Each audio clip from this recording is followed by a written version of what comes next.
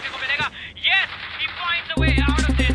Spotlight की तरफ से बैकअप भी है. Global esports जहां उन्होंने गेम देखने का इतना लोड तो करना router download 7 crore gamers and streamers are on Router. Where are you? So 1v1 between him and Ninja Boy. क्या एक और नॉक देखने को मिलेगा?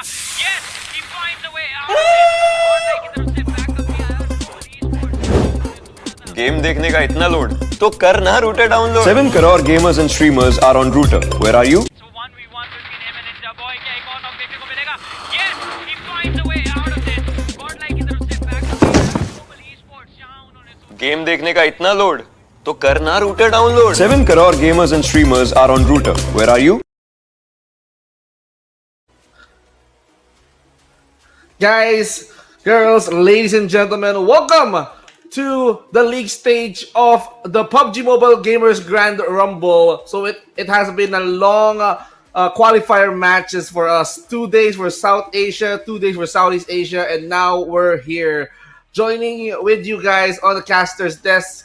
Vince G, together with my guy Torix out there. Ladies and gentlemen, we're going to be delivering you a lot of good action here tonight. How are you, buddy? I am definitely, most probably, really good. How about you? Because I remember the first day we started, we had some sore throats for ourselves, but I hope we're both better now. But going to the event calendar, guys, we did South Asia qualifiers on 17th and 18th. Now, after seed qualifiers, that was 2 days behind. That is 19 and 20. We are once again back after a day of break. Once again, 22 it is, and that already means it's the start of the league stages. From this point onwards, everything is going to be decided. Who's going to move to the grand final area. Prize pool breakdown, it is a $10,000. It's not a small amount that you have to you can just go easy. You have to make sure that you struggle. You have to make sure that you stay on the top in each and every match if you want those juicy $5,000, $5,000 on the first position. Well, of course, it goes half after that. Second place will be getting 2,500. Next will be getting $1,000. Fourth place is going to get $500. And for fifth and sixth place, they'll be getting 250 each of those $. But let's not forget the efforts of the guy who is going to perform most in the grand finals. The total prize pool will have $500 share going towards the MVP. That's equivalent actually to the fourth placer. And here are the teams right now who qualified. Those 20 teams split into 3 groups. So interestingly, Group A, we have BIGETRON, Red Aliens, DRS, A1TMT, 4 Miracle Vibes, MBT, RRQ, Genesis, YOODO Alliance. For Group B, we have BIGETRON, NG, T2K, IHC, STALWART Esports, and that is going to be a lot of teams that we need to look out for. But compared to having 6 matches in the qualifier Storix, we're down to 5. But without Sandhawk, I don't know how these guys will react. Oh my god, the Sandhawk was one area where the teams were going completely haywire, but it is different groups today. It is A versus B, then maybe B versus C. All of these 2 groups are going to be going against each other in a tussle. So some in this 6 days, everything is going to be decided between the complete groups. It's not the teams anymore. It's not the South Asia or Southeast Asia alone anymore. It's South Asia versus Southeast Asia. From this point onward, you have to be on the top. You have to make sure that you stay on the top till the very end. And every single game, you have studied your opponent to the minute detail that you can provide yourself with the luxury of making a comeback, making a next move against them that will hurt them more than what they have hurt you already. So there might be wins, a lot of drop clashes at the military base. So once again, we might see that. We might see some Pachinki this time around, and at the same time, you cannot forget the factor that there was always a Rozok in that area, and these teams, let me tell you, love to drop on the Rozok. Well, Rozok here is going to be crowded. It's going to be action-packed. So we're gonna be actually keeping an eye on that area alone, because we're talking about 3 Erangels here tonight that they're gonna be playing. So this is going to be a long Erangel matches. It's going to be, jam-packed, a lot of action, just like what we've witnessed in the qualifier matches. So actually, Erangel is one of my favorite maps here. Because it's the probably the OG map that each and every one of us played, and there's a lot of fun stuff. There's a lot of memories here, moments happening here in the Erangel map, just like what we witnessed in the qualifiers. Action in the Sosnovka military base at the start. Probably we're gonna be seeing that same scenario in Roshok, or probably Pochinki might be crowded as well. Let's see how will the Southeast Asian teams react to this kind of mix, if ever, because we just witnessed guys and girls from the South Asia region try to at least prove themselves, but this time around it's going to be both guys who's gonna try to stay on top. Oh, definitely. But once again, I really want to talk about the teams. Like Vincent already told you guys about the Group A and some of the Group B. So let me continue from the Group B. Group B, we have BIGETRON Next Gen, T2K, IHC, Stalwarts, Guts and Glory. There is a Pulse Evolution, Infinity Esports. There is the VOIN Donkey, ID. Then on the Group C, we are seeing Alter Ego, guys, Sem9, HORAA Esports. There's Team Falcons, Leo, 52 Esports, YANGON, Galacticos, and PIGMY team. So these are the Group A, B, and C, out of which we are definitely seeing the Group A versus B, then we are seeing the B versus C, then probably it is going to be A versus C's as well. But for today, I think we already saw what the schedule is going to be, and it is A versus B and B versus C in the complete day. You can definitely have to download the router as well. Remember this thing, guys, that after the first two matches, after the first initial two matches, we will be moving the complete stream over to the router side. So if you really want to see the action, download the router right now, so you won't have to miss any kind of action during that time. But Vincent, it is almost the semi-final stage, we can say, for the teams, and out of all of these three groups that we are seeing, only some of the teams are going to be moving forward to the grand finals of the 4-day rumble.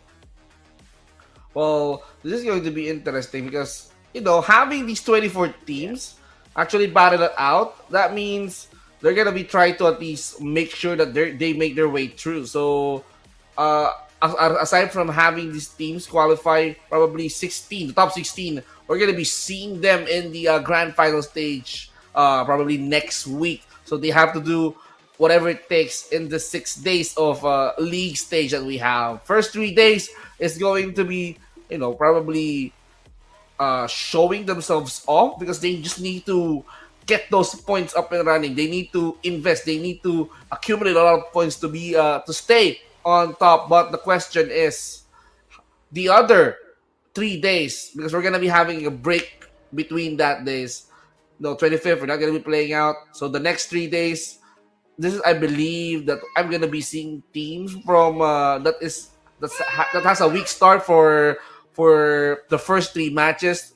Definitely, some of those teams will pop off in that day. Some of those teams will try to catch up, make it to the top 16, because that is the goal. You need to qualify to the grand finals, and then when you're in the grand finals already, that means you just need to stay on top. You just need to make it to the top 6, if ever, to get that share of that prize pool. But I'm not gonna be contented with just making it to the 6th spot alone. I'm just gonna be trying to get that chicken dinner. I'm just gonna be trying to get that first place. I'm gonna do everything it takes to get that first spot, because that's a bigger share of prize pool. $5,000 is way too big.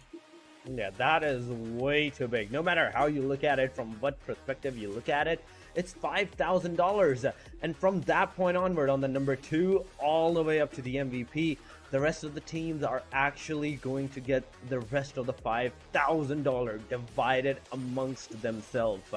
So on the top of the line, whosoever is on the top, oh my god, he is definitely in that golden seat. He is definitely in that bragging rights, not only for the prize pool, but also for the Gamers Grand Rumble stage as well. And as you already talked about, for the first 3 days. I'd say this is going to be action-packed for the first 3 days, and for the last 3 days after the break that we're going to see some different perspective from the teams. We're going to see some different opportunities and some different rotations might be coming from all of these teams that previously were going completely haywire against each other. And I really want to see that. I want to experience like what kind of a phase they have gone through, what kind of changes that they have gone through amongst themselves to get this big of a change in the next upcoming match.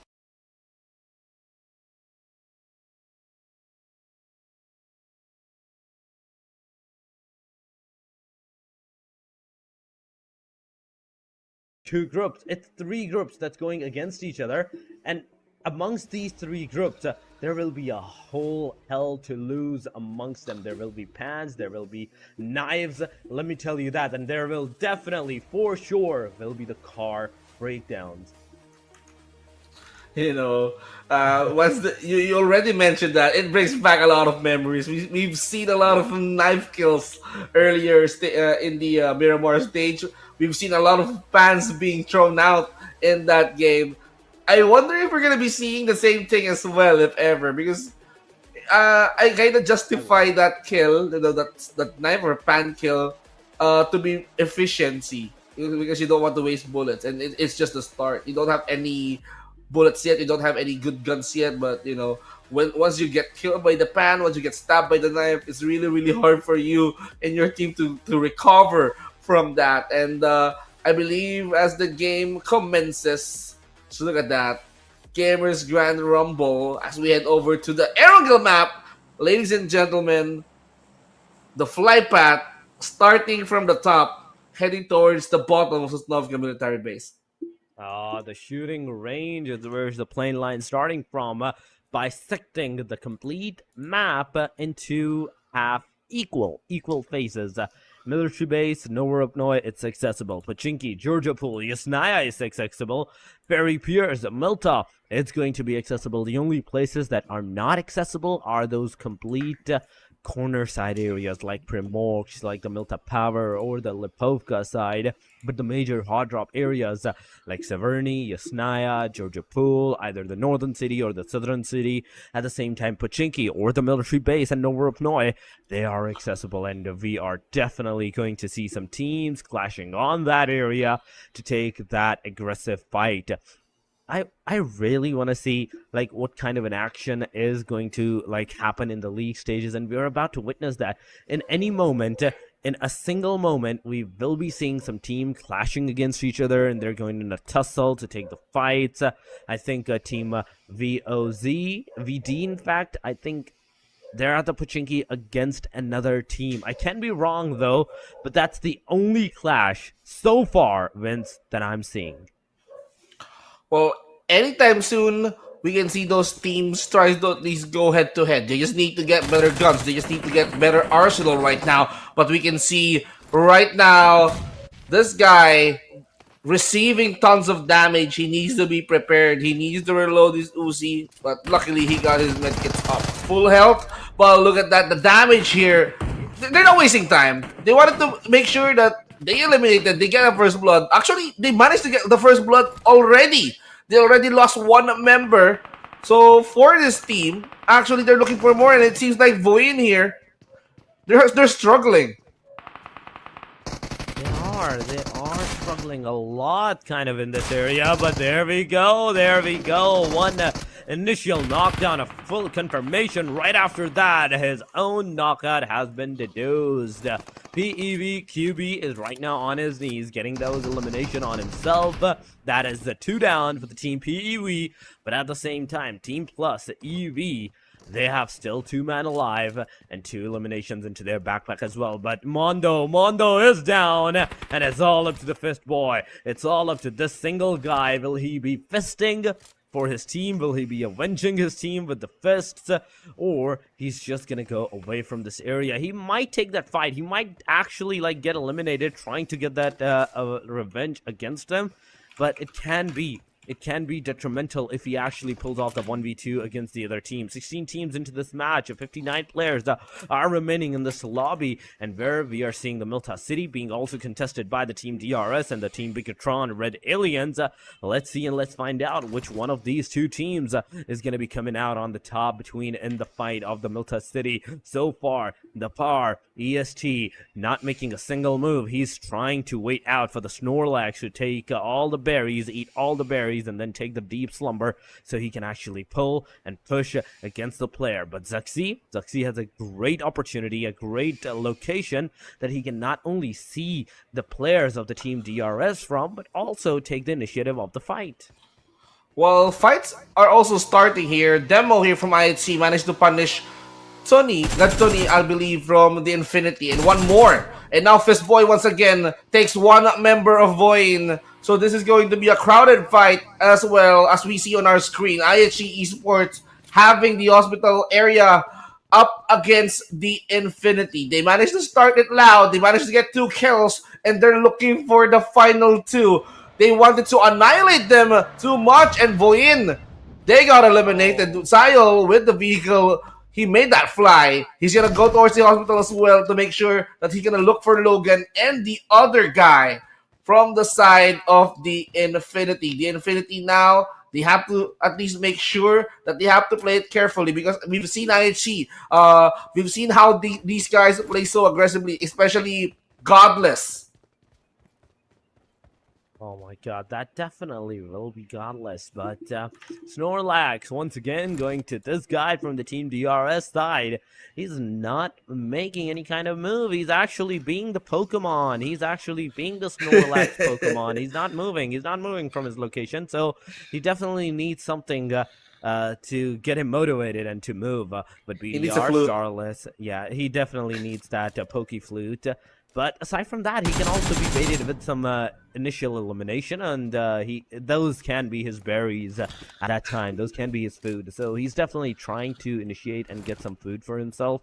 Killer YT, in the meanwhile, he has just left that Milta City. They don't have the car. That's the big thing that the Team DRS is lacking right now in this area, because usually there is always a car near this intersection of the Milta City. But today is a different day for these guys, because there is no car, so they either have to go on foot or they either have to go back once again into the city to find that car. MABETEX, on the other hand, here taking their time, actually, without any other contestants at all. They can be prepared. They can go prepare for the big one. What I mean big one is that, you know, the latter stage of this game. Stage number 3, stage number 4, and 5 was that they encounter their opponents once that they choose to at least get close towards the circle, was that they decided to at least invest in a proper spot. Of course, some challengers are trying to at least reduce the numbers of the squad as well. They have to be prepared. They have to get those troubles up, and so you can see with YU having 4 smokes and 4 frags. That means he's gonna go in for the long run. The zone is here. The blue zone is gonna try to at least damage them a little bit, but I believe that they can endure it. They can like ride a vehicle, get back to safety. They can like even run if they want to, but it's gonna be a long run if ever, based on their position. While RRQ Ryu here, Snape, and he's gonna try to regroup with his team. Hexas No Mercy, Snape, and Nerpeco from the side of RRQ. So these are one of the Southeast Asian teams that is going to try to make some noise, remarkably, on this tournament as well. One of the teams hailing from Indonesia. They're gonna try to look for those chicken dinners, I suppose. They definitely are trying to look for those winner chicken dinner. I mean, isn't everybody at this point? Because it's the first match, and everybody is making sure that whatever they do it for that chicken. They do it for that beautiful, like, plate served complete chicken for themselves, so they can actually get those 10 juicy points into their own name. So far, IHC and Team PEW are the only 2 teams that have actually initiated the fight, and they have actually won any of that. 4 eliminations for for the team PEW, but at the cost of 3 of their players. But Team IHC, they have taken 2 down, but at cost of nothing. They have basically all the 4 players still standing into the match, still on their feet. But Infinity, I can't say the same thing for them because they got into the fight. They didn't take any kind of initial elimination on any player, but they're the one facing the wrath of the Team IHC. They got 2 of their players down, and as we move to the second stage, this second stage this time around has gone to the northern side.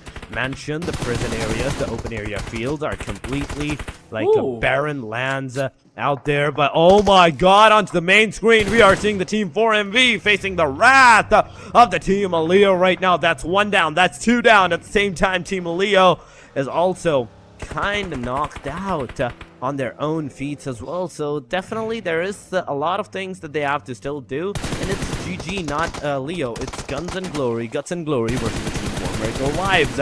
1 player, Apex, is on the front line with that monster truck. He gets taken down instantly on the side. Rage Cairo and Tutu gets arrow down as well. It is basically a 1 versus 4 right now in the favor of the Team Guts and Glory. But will they be able to succeed in this 4v1 fight, or are they going to lose some of their players? No doubt about that. Guts and Glory has become hot during the qualifiers, and it seems like they want to prove themselves as well. They're making a lot of points, and it seems like For American Vibes is going to be the victim. T2K actually one of the top contenders here in the South Asia qualifying matchup. They have, I mean, the 1 player that they have, he's been knocked out. I believe help is on his way through, but seems like Guts and Glory, we can't help this with this team because they are playing so aggressively. They decided to stay outside the blue just to hunt for Apex, for Miracle Vibes here. Apex is very, very wounded. So if Apex got eliminated, that means it's up to the final member of the 4 Miracle Vibes to carry the banner. So where is he hiding? That is going to be the question that is being asked by the Guts and Glory. But IHC right now, after they got 2 elimination from the side of the Infinity, they're facing Stalwarts.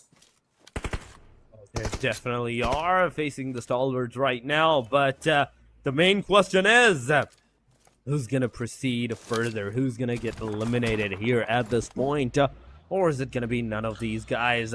Are they all just going to disengage? Are they all just going to move away? This is the bigger question because Godless, he has put his car in a safer position, but Stalwart still can take a look at the guy. Demoji looking at the BIGETRON, but BIGETRON has a better cover for themselves as well, so they're not going to be punished by any of the shots that are being shot upon them by Demoji. So, really, at this point, it is a matter of factor of who's going to initiate the fights, I'd say. Because in this regard, in this situation where the second stage is also closing in 7 seconds, there's a lot of number of the teams. 15 is a big number, and this number needs to like come down to maybe 12, maybe 11 for safely of all of these teams to actually survive in this area, because if it's not, then everybody's gonna have a hell lose out for them. But there goes a grenade. Kofe is down. Oh my god, on his knees, Team BTR. Zexy, he's super low on that HP, but he's gonna throw a grenade.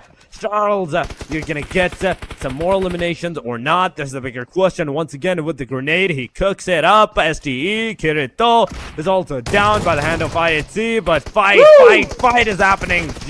Genesis Esports, Master Ichi comes in. Charles gets taken down. It's a confirmation on the guy. Team BTR slowly and steadily has lost 2 of their players, and almost it's up to the last 2 players to do the deed for their own team. If they want to survive, if they want to stay alive, these 2 players have to stick together. They have to stick close and not make a single wrong move, because from this point onward, anyone who's gonna get lost, who's gonna get knocked out, oh my god, it will be a complete elimination. But BTR, they're still coming back. They're still trying to make a comeback with the grenades. They make a knockdown for the team, but at the same time, Lapar, he is also down. It's up to Zuxi, and at the same time, Genfoss. So 2 versus 3, 2 versus 2 together. Let's see what they have in their mind.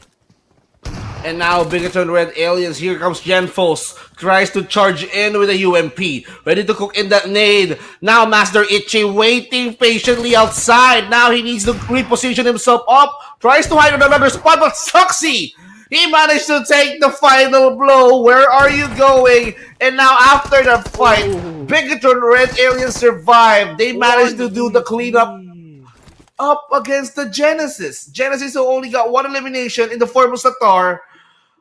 It was a big trade for Bigetron. They got 4.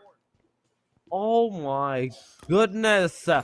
A while ago, things were not looking good for the team BTR, but in a single moment of the jiffy, Zuxi, the man, the myth, the legend, the beast, he manages to overturn the situation against the team at Genesis Esports and got those juicy 3 eliminations for his own team. It is a great start, I'd say, for the team Bigetron Red Aliens right now. They are action-packed. They are in the corner of the circle as well, and near them there is definitely going to be another team that possibly can take the initiative fight against them as well. But Team RRQ, View, at this time, he's trying to find out the players. So Snape, he's trying to throw the smokes, make the cover for himself, because from both angles, from all the 3 angles, I have to say, up, left, and right, they have been spotted. They are being sandwiched away. Hexus, he's coming in close with the buggy. He's trying to scat out. He's trying to get close to the player that is knocked out. Maybe he wants to give out that revive, but also maybe he wants to divert the attention of all the players towards himself, so his teammate can actually get the revive. Any of these spots, he can actually get eliminated as well, but he beautifully pulls it off. He gets into the cover once again as soon as the player is back on his feet. But on the other side, there's the team BTR versus the team for Miracle Vibe. Once again, that is going to happen, and we definitely have to see what for Miracle Vibes has in store for us, because in a long-range fight, it definitely did some damage, but Refus gets finally get taken out. It's all over for them as well. Without a single casualty, without a single elimination to their name, in fact, they got out of this match on the hashtag number 14. What an intense trade of action that we are seeing right now. But still, Guts and Glory, they managed to get 3 elimination, but where are they exactly right now? Bigetron, they're looking for more. 5 kills isn't enough. They managed to get themselves involved in that kind of square knockout. But we see, here we go, we see Guts and Glory right now in the bunker. Are they gonna try to go in? Same with the YOODO Alliance. Actually, YOODO Alliance here waiting patiently for someone to come in close. MABETEX here trading blows with the IHC, but IHC has the upper hand. They managed to at least get 2 eliminations. As we can see, Rogue, he tries to smoke his way up, but he was forced to crouch because A1 TMT was there. They wanted to get involved. So this area, this circle, is just forcing the players to react. They wanted to at least make sure that no one will survive in the latter stage. We need to reduce the numbers. 888 managed to get Suxy, and now Rogue as well managed to knock down Nerpeco, and now the Stalwart Esports as well. Remember, the players has now a name. So we have Scry, Krita, Kirito, and Leo 666 now representing the Stalwart Esports. Now they have to face RRQ and of course the MABETEX on their way too. But it's not only them. There's a lot of teams facing towards the area. If they got caught of the situation, this means trouble. This means total chaos. It definitely means total chaos, and I'm talking about all the teams that are alive. Oh my god, that was almost a car elimination, but he manages to survive. He takes the player down out of the car. Oh my goodness. Oh. Team RRQ, you guys are on another level right now. 3 elimination on the hand of Snape. But the rest of the team is actually getting eliminated. 2 players are out. It is Snape and No Mercy. All up to these 2 players to do the deed, to do something for his own team. From the backside, there's the team BTR also coming in close. So BTR, they have to take the fight as well. They have to take the initiative in this particular vicinity as well. But Team RR2, you have to win the circle. You are still 26 meters away outside the circle. You are still going to take the damage of the blue, and the blue is not going to be gentle on you guys. This is stage 5th. This is the stage 5th that's about to be made, and you don't want any of that damage from the stage of 4th onward side, because it's hectic. It's so much that you are forced to use all of your first aid kits.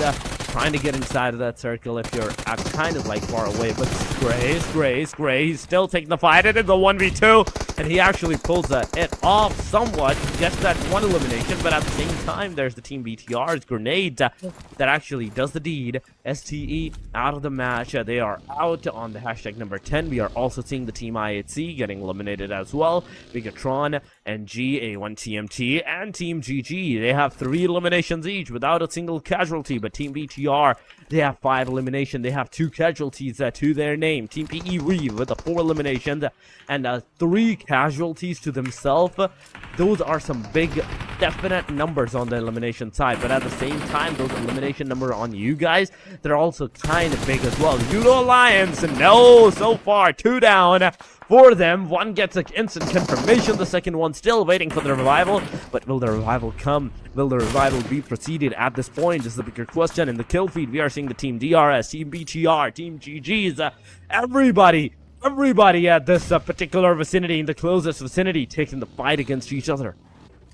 Now the fight is just getting more and more interesting. YOODO Alliance, they have to play with 2 remaining members, and now they have to hold the other side of the bunker. BIGETRON now tries to at least fight up against the Guts and Glory. This is the other BIGETRON that we're talking about, BTRNG. Now having 4 eliminations, they're now looking for more. This is going to be the next generation of the players who's gonna try to prove themselves. Hands here, he managed to get Husaifa from the Guts and Glory. Now Luxy tries to look for more. Knight with the DPS onto Leon. Now Turo from T2K is still here. He's trying to at least knock down one player from the A1 TNT. But Rage, Cairo, he managed to get Luxy. A lot of trades is there. Okay, interesting trade. Hands managed to get Husaifa, but Voxy is gonna get he's gonna get Cairo in that trade. But let's not forget about YOODO Alliance. They're still in play with 2 players. Jimmy and Cloak needs to work together. Oleo is now out. Leon's OZ is now out. They have to face the next gen, so they have to split the twins. Luxy and Suxy, not a team anymore. But they're still representing BIGETRON. But the next generation here of the BIGETRON is now popping off with 7 eliminations. Are they going to get the chicken at this rate? And now we can see Deathstorm being stormed. The death is on his way through. He's attracting a lot of attention from the side of the Infinity, forcing to explode the vehicle. He's still safe, and Hitman got hit and run by T2K rules. Oh my god, that was nasty. The way he actually slid that car near the curb, get that elimination, then once again went away. Oh, it was amazing by the guy. But Tutu Love also bleed out from this play zone. The blue damage is super intense right now. We are down to the top 5 team, in fact, with a 9 total players alive into this match. So top 5, it is a remaining 9 players. Some team have 4, some team have 2, the rest of them in fact have a solo player. And I'm talking about the Team PE YOODO Alliance T2K. They have so far a solo player to their name. Team Infinity has 2, and the Team DRS, the one that has the best chance of getting that winner chicken dinner so far, has all the 4 man standing for their name, and that is definitely going to help them a lot. That is definitely going to bring a lot of confidence into them to rush to aggress upon the teams, aggress upon the players. You can already see them using the cars try and relocate their position inside of that circle. They want to make sure that the circle is for them, and as soon as they're gonna get inside of that circle, they're making sure that nobody is even remotely close by to them. Anyone within the 100 meters, 200 meters that is moving is either dead or not breathing. Are they going to breathe? Because this situation is just as heart racing as it gets. I can feel the pressure from these guys, even that nade's being thrown onto Klook's way because he needs to survive. He's the only surviving member for the YOODO Alliance. He was forced to ride the vehicle, but in this way, he can move so quick, he can move fast, but he's gonna attract a lot of attention. So that means the museum right here is becoming more and more crowded. And Fistboy with that nade kill onto Klook. 4 teams rather, is still in play, but the DRS has the highest chance of getting the chicken dinner. Okay, Mr. Snorlax here is now awakened. I believe he's now gonna look for the final kills. How many players do they need to deal with here in the DRS? They have T2K, they have one member from D2K, one member from PEV, and of course 2 members from the Infinity. That means they're gonna be getting a total of 4 kills more if ever that they manage to at least pop off. DRS needs those points. This is going to be a good start, but I'm gonna be looking forward for the upset. I'm gonna be looking more forward for the teams here that has a lot that has less numbers working together to reduce the numbers. So they have to at least make sure that the count stays low, that DRS might lose this game. So that is going to be the strategy that they need. But how can they sink? Because they only have one goal. All of them wants the chicken dinner. Oh, everybody wants that winner chicken dinner. They need to make sure that they are surviving for that till the very end, because it's still top 4. Anyone who's going to get eliminated here is going to receive just 4 or 5 points on the position side, and you don't want that. You want those 6 points. You want those 10 points for the winner chicken dinner, second position. And for that to happen, you have to make sure that you are surviving till the very end. And I'm talking about all the players that are right now solo, T2K and PEV. Do not give any kind of sound. Do not show your face to any of the team. But oh my god, Infinity, the duo team has showed their faces towards the team DRS, and there goes one down of the team DRS. He's knocked out. Will he get the confirmation? Will he get that elimination on himself, or will he come back stronger? Will he once again be on his feet, back on his feet, and ready to take the fight against the rest of the players as well? Because DRS is one team. If everybody right now, Team PEV, Infinity, T2K, from all the different angles, choose one omnidirectional area and shoot at the players of the team DRS might not be able to survive. And then after that, everybody will have somewhat of the equal chance of getting that winner chicken dinner. And I kind of want to see that. I kind of want to see all of these solo players, the duo players, kind of working together to initiate the fight against the team DRS, take them down together, and then take the final fight amongst themselves. Now, this is going to be the final fight, but everyone is not moving an inch. DRS, they're the ones who's starting everything. They're the ones who's trying to force out the other players to come out. So this is going to be an easy task for them if the other players tend to react to the kind of pressure. XMPL, on the other hand, here is going to try to throw something, probably a smoke to conceal his play. Fistboy now being alerted. Now, he knows that danger is on his way. The museum is not safe. And now we can see XMPL with the attempt to throw in that nade. XMPL here. Is it going to connect towards Fistboy? Fistboy. He's not going to move an inch. He's still there. But he did not receive that damage, though. And the corner did get explode. 4 more nades on the hands of XMPL. And now Fistboy, he cannot trust the corners. He's just trying to at least throw blindly on his way. But he only has 2 frag grenades left. And now we can see Killer connects onto Logan. Finishes him off. Down to the final member of the Infinity. 888 is here. So this is going to be a 1v1v4 situation. Getting messy on the other hand. Snorlax looking for potential players outside. And Fistboy managed to knock one player from DRS. Now, are they going to react? Eliminates Killer! Whoa! That commitment from Fistboy! It was indeed beautiful. It is in fact, because from this point onward, Team DRS has lost to one of their players. That means their momentum is definitely going to be struck at this point. They have to do something from this point onward. They have to make sure that they are surviving, they are staying alive till the very end. Rules OG is also trying to find out where the player is going to be. He's trying to make sure that he knows the locations of the players as well. But will he be able to find anyone? He's a solo guy. He has to anything that he has to do for the team. He has to like survive until the very end. But oh my god, that was a close one. That was a close grenade that he survived from. Another one coming in. That's a Molotov. He goes back. He's still not spotted. He has still the chance of staying alive. But no, for how long? Because at this point, Team DRS comes in with the car. They get that elimination by getting out of the car, shooting the player right on his face.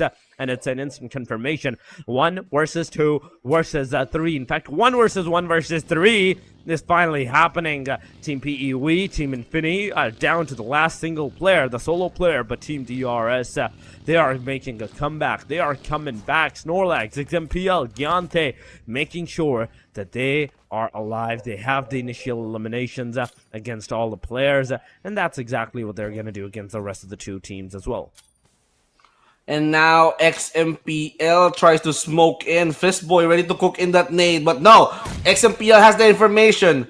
The frag grenade did not connect towards XMPL. But now XMPL is going to try to get into the front door. Smokes being used. No more smokes on the side of XMPL. But he only has 2 frag grenades. He's going to go high on that window. 888. He managed to spot them. So this is going to be a 3 versus 1 situation with XMPL tries to play mind games with Fitzboy, but Snorlax, who's waiting patiently, gets the clear view. It's over. DRS are the winner chicken takers for the first match of the league stage. Gamers Grand Rumble it is, guys, and 5 eliminations in total to the name of the Team DRS. This is a good start. 15 points are not so bad if you're talking about the 3 days break that they have got for themselves, and after that coming back. Okay, so definitely a good start, a great start for the players.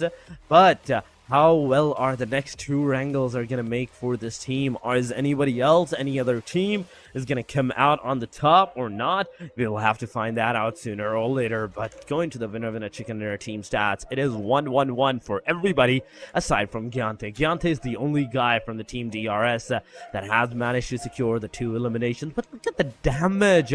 Wins. If you look at the damage, XMPL has the highest number of the damage amongst all of these, 537.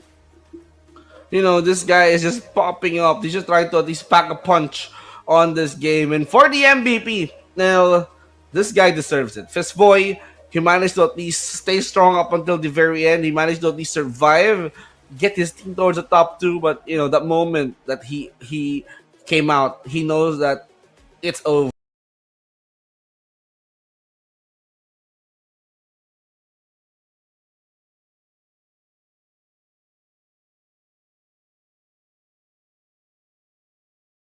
In that kind of situation, managed to eliminate 1 member from the complete DRS team and managed to get 1 player from the Infinity. And now these are the teams to watch right now because look at DRS.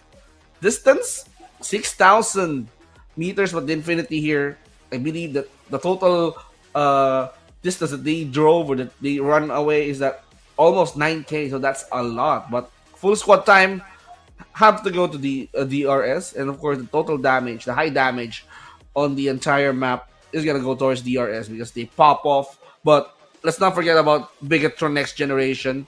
They also popped off, and surprisingly, with having the second team, Bigetron Next Generation, they're trying to at least prove that there's going to be a next generation of Bigetron that's going to hold their banner on this game as well.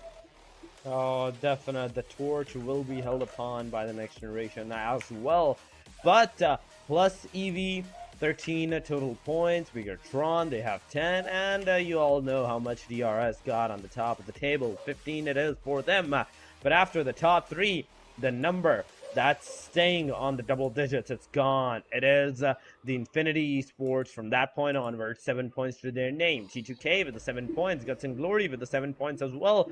After that, it is YOODO Alliance with 6, A1TMT with 5, and from this point onward, we are definitely going to see some zeros on the second chart as well. I can definitely tell you that. I already saw 1-0 for the team that got eliminated, but aside from them, how many other teams actually got 0 points in first match? Because we usually talk about that the first couple of matches are actually the water testing matches, whereas the team actually goes completely blind against all of the players, completely go for the hay rush, and with the rushes running through their streams, let's see how well like a gameplay that they can actually pull off. But going to the second page, it is BIGETRON, Red Aliens, IHC, both teams with 5 individual points to their names. STALWART with 4-3 for RRQ and VOIN, 1 for MABETEX and Genesis Esports. And last but not the least, there's only going to be one team that is for MERICAL Vibes that is without a single point to their name. Well, on the next game, on the next set of Airgal match, they have to work out on their points. They have to make sure that they manage to at least get a good couple of kills. They have to bounce back. Might as well, this might be early, but you know, the earlier that you get points, the better. The earlier you establish yourself in the top, that means it's gonna be better. So this is going to be an intense matchup for the guys here who's currently playing right now. But these are just the match standings. This is just map number 1, and I believe that there's going to be a mixture of Group B and Group C right now. Group A is gonna try to at least take a rest or probably look for another loopholes that they can improve in the game, as well as because this is going to be a long night. We still have 4 more maps to play. Oh, we definitely have 4 more maps to play, but still, it was A versus B, and once again, let me tell you, it is gonna be A versus B for the second match and for the third match as well. So meaning all the wrangled matches are gonna be played by the same teams. A versus B. It is. Oh, there. Okay, so it's going to be A versus B, as he said.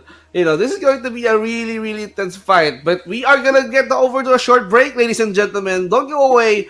We'll be right back here on the PUBG Mobile Gamers Grand Rumble.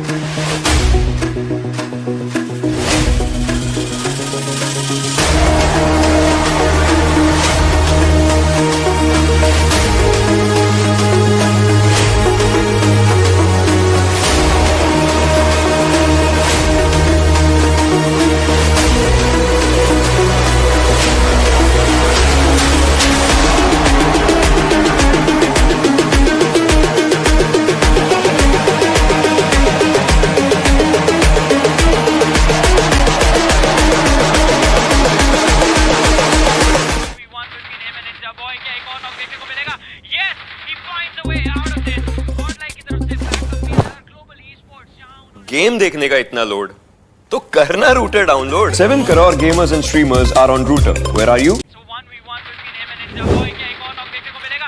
Yes, he finds a way out of it. और like की तरफ से backup किया है ESPORTS. Game देखने का इतना load तो करना router download 7 crore gamers and streamers are on Router. Where are you? So 1v1 between him and Ninja Boy. क्या एक और नॉक देखने को मिलेगा? Yes, he finds a way out of it. और लाइक की तरफ से बैकअप किया है ESPORTS. जहां उन्होंने गेम देखने का इतना लोड तो करना router download 7 crore gamers and streamers are on Router. Where are you? We are just about to start map number 2. And guys, where are you? You're still here in the PUBG Mobile Gamers Grand Rumble. This is just the day number 1 of the league stage. We've seen a lot of action in that previous Erangel map, and I can't wait to see what's going to happen in the upcoming one. So still with you here is Vince G together with Torix. We're going to be delivering you some intense action today on Erangel. So I can't wait to see what's going to happen. But you know, Torix, quite a little bit of recap on the Erangel that we've seen. I kind of like to give it the props to Piss Boy for surviving that long, even though that DRS managed to get that obvious chicken dinner. They already have that in the bag, but you see how he struggles. You see how resilient he is. He managed to at least get a couple of kills before going down. He definitely did. Before actually going down, he managed to get some eliminations to his name, and that is a good thing. That is a great thing. Even though his team was at the top 3, top 4, he managed to squeeze just a little bit more points to the team name.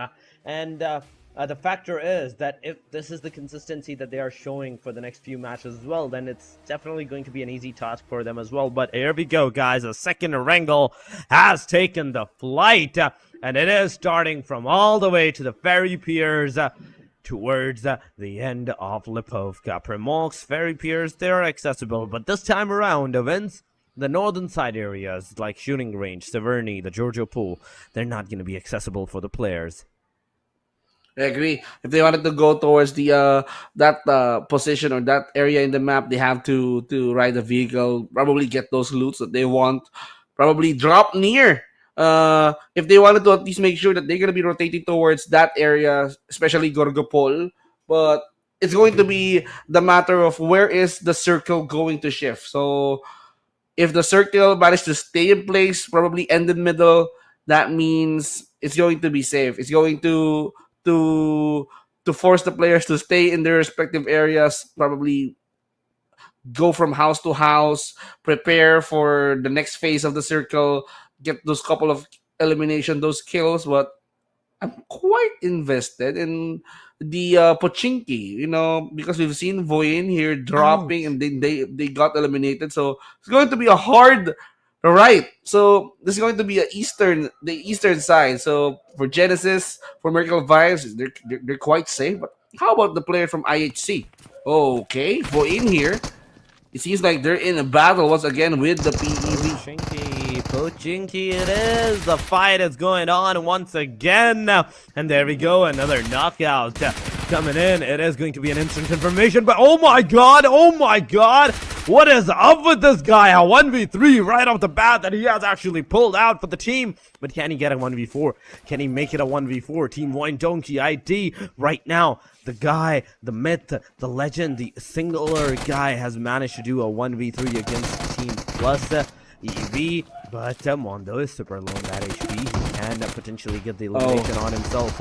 There comes a shotgun. There comes a Maxus. And there we have it. It is officially a 1v4 that Team One Donkey has done for themselves. But guys, if you are enjoying the action, if you are liking all of these 1v4s, make sure you hit that like and subscribe to the channel as well, because where else are you going to see all of this action? Where else are you going to see all of this action? So hit that subscribe, hit that like, because the action is not going to stop anytime soon. 15 teams right at the start of the game. We are not even, I'd say, 2 minutes into the match, and already one team has left from this game, and that team, in fact, Vince, is the team that is on the second number. Yeah. Actually, VOIN Donkeys, they are back with a vengeance. They learned from the mistakes. They went in to Pochinki again for a reason, and that is to challenge PEV. PEV, who currently has, 13 with 14 actually total eliminations. But they put a hard stop, and you need only one guy. You just need Maxius to do the job for you. And Maxius for VOIN Donkeys, that guy is so much insane. 1v2, started from a knockdown, converts from a 1v2, 1v3, and of course, he managed to spot Mondo. PEV, they just got annihilated by a single person. So this is going to be a really, really good highlight for Maxius, particularly. But Mondo, that player is kind of like a, he sounded so familiar. He kind of like remind me of the player from NB Esports. He actually does. He kind of reminds like that guy too. But still, after the first initial fight, it is time, I'd say, Vince, for the teams to actually go for a safer kind of approach, for a slow pace start kind of thing. Master Ichi, Zai, Marnet Boy. Look at them. They're at the number of 9. Nobody's even remotely close by to them. They're going to get their loot. They're going to get their arsenals. And then they're going to move away from this area. But in the meanwhile, we're also seeing the team IHCs. They all are rocked together near the quarry side area. Where is Godless? Where is Demo? Where are these two guys? That is what I want to know. Because IHC is kind of scattered in a 2-2 split cell. And if that split cell is so far away, super far away from each other, then that means that there will be some consequences if they get into the fight. Near the southern, eastern angle, near the Milta power plant, we are seeing the team BTR, BIGETRON, Red Aliens also getting their arsenal from that kind of area. Starls is the only guy around this part.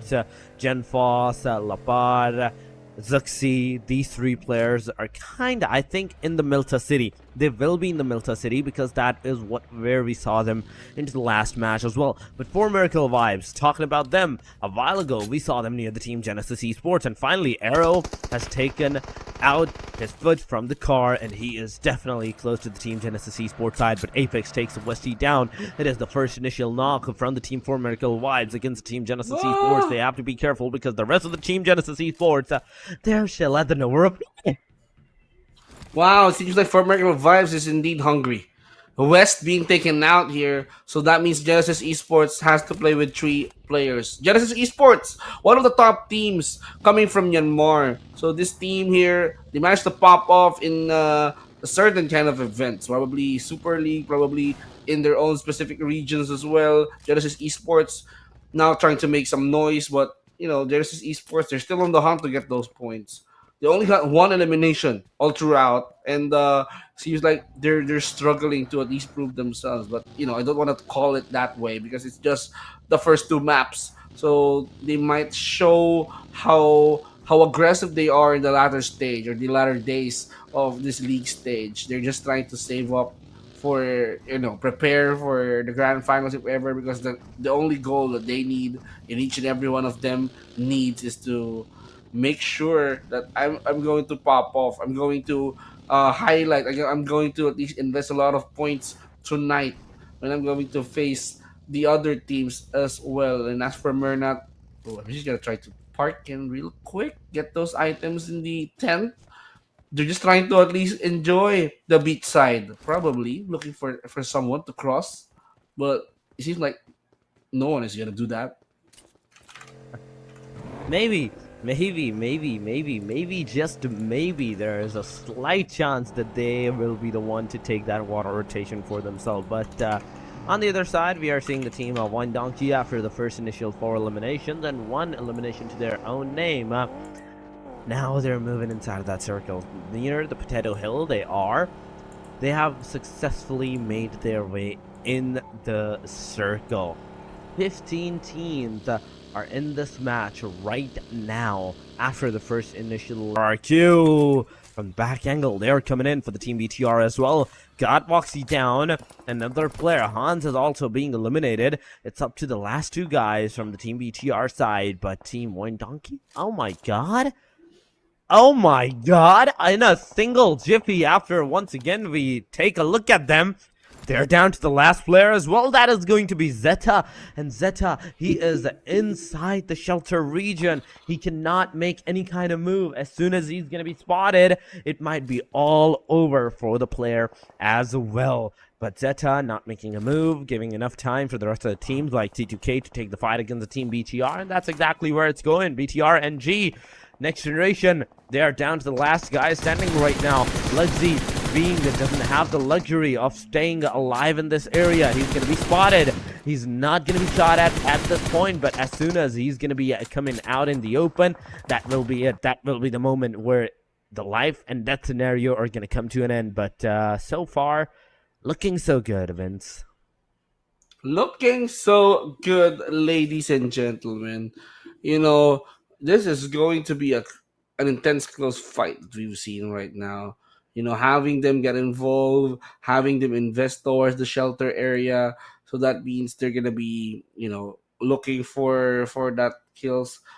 Actually, you know, having that kind of mindset that they have. But talking over the total aggression, VOIN has a lot to sacrifice. They, with Maxius getting all the kill here, it's Zeta, the only survivor for the side of VOIN Donkeys, to at least prove their word. And well, Bigetron as well. They're also the same thing. 4 elimination on them, but they only have 1 player. Well, that is true. That is definitely true. Just the 1 player NG next gen. Oh my god, something needs to be fixed. Something needs to be like fixed from these guys. But at the same time, let's see about the teams, about the progressions, and the strategies. Let's talk about that, because there's going to be a lot of different strategies and new strategies going for the players. Maybe, I don't know. Rules OG, he was kind of low at that time. He has healed himself at this point. Genesis Esports, 4MV. All of these guys are still staying on the bottom side, and they need a lot of work, but it's just the first day. So there can be some factors that even though like they are not coming out on the top today, they cannot lose hope. There still going to be day 2 and day 3 as well. Well, let's just wait for the action to come back here. Yeah. But, you know, based on the situation, TMT and of course BEV somehow they don't died. You know, the battle hungry VOIN Donkeys managed to eliminate them, but the action is back. Oleo is gonna talk to the snowman, probably harvest what's left, and YOODO Alliance. They managed to get 2 thanks to Oleo, and probably Leo's with 1 as well. Choto gets 1 as well on the side for MERICAL Vibes, and now they're looking. Logan is here down the shelter. Now he's inside the Infinity. Are they gonna go in deep and find what's left? I believe that, okay, for MERICAL Vibes here, they got lost already. XMPL being knocked down. Kiante is just waiting patiently behind the buggy Knight, actually crawling for help. XMPL now run low! What? But Uzaifa with that nade, but is that a deny? Yes. Oh no, it's Uzaifa's nade that got XMPL. Oh my god, that was amazing. He was trying to deny out the elimination, but no! In an instant, Zephyr says otherwise. Gets that elimination for himself. And right with this, we are down to the 11 total teams. The top three giants so far that made their way into the top 3 in the first match. They are all out of this match. Stalwarts, YOODO Alliance, they're also taking the fight. Let's see and let's find out how well are they going to do that. How well are they going to take that engagement for themselves. Genesis Esports, they're down to the last man standing as well. There's MABETEX. We are seeing YOODO Alliance taking that initiative. There comes a Molotov, but before any of that can happen, Leon actually secures his elimination, but no, he couldn't held up against the last guy of the team, Stalwarts Esports. That is Leo coming in close. It's over for YOODO Alliance as well, but with the 10 total teams remaining into this match, 26 players, Stalwarts Esports is still not giving up. They are still making sure that they are taking that fight completely serious. Oh my god, there was a Molotov near No Pank. But Terry, Nick, no mercy. They have been taken down. There comes a Molotov. There comes a grenade as well. That is going to do a lot of damage on towards a player. Team RRQ versus the Team STALWART. STALWART is going to receive the damage this time around with the grenade. Kirito is also down. It's up to the last guy. Can he survive? Can he pull off a 1v3 against the Team RRQ or not? Oh no! The house is indeed burning. Snape is gonna try to at least burn the house down. Now Fearless, is he gonna go out of the window? Now the entire squad of RRQ is waiting patiently. You got trapped, you got cornered. Fearless, you have to fear for your life, and here comes the nade. Is it not gonna connect? Hexas going for the final blow onto Leo. Their Peko will be getting Kirito, and now the cleanup is there. They managed to put an end on the Fearless. They managed to annihilate STALWART Esports. RRQ came in prepared, but Zyle here is taking his time to park the vehicle on reverse, and Zeta here, he's just gonna watch the magic happen. If he's Zeta here, he's gonna hide. He can still survive to the top 5 if ever he continues to do that. Oh my god. What is going on? I'm still seeing this guy, Zeta, under the basement of shelter and not making a single move. This guy is still surviving. I don't know how he's doing that, but he's actually doing that right now. Zeo, he's slowly and steadily approaching the same staircases where Zeta is right now looking at, because if he do come down, if he do come close, oh my god, let me tell you, it's going to be a hell chaos for IHC as well. But 8 teams are remaining. MABETEX, IHC, VOIN, Infinity, BTR, RA, T2K, RRQ, and Team Guts and Glory. Oh! IHC Zero gets taken down by Zexy. It is over for the Team IHC. And with this, now we are down to the top 7. GG's, RRQ, VTR, they're slowly and steadily getting into the buggies. They're rushing in and near the shelter side because they know shelter has the best chance of securing that next circle for itself. 30 seconds before the circle closes up. And in this meanwhile, Team BTR is on top of the shelter. They're covering up the entry points, not knowing that Zeta is just there. Huzaifa managed to get Tourniquet. And now Satarless driving in the vicinity of the shelter area, trying to attract attention from the MABETEX. MABETEX is just around the corner. Are they going to react into that kind of pressure? BIGETRON, they wanted to get close. Now, the only last information that they have is that there is someone hiding towards the rock. And same time, MABETEX on the other hand here, they're going to try to at least distance themselves up. Guts and Glory, if they manage to continue what they're doing, they can easily get the chicken dinner. They can overtake DRS because of the 18 points. They're hard stuck at 18 points. If ever they got, if they produce more points thanks to the chicken dinner and those skills, they overcome DRS and become the top 1 team currently in this day alone. And Lapar, he managed to get Huzaifa. Now with the focus on hand, he's gonna throw some bullets on his way through. Zoxy gets that information as well. This is teamwork. Lapar goes in for the cleanup, but I believe Zoxy has the better view, and he goes for the kill. He goes for the confirmation, man, and it is over for the team of GG's player.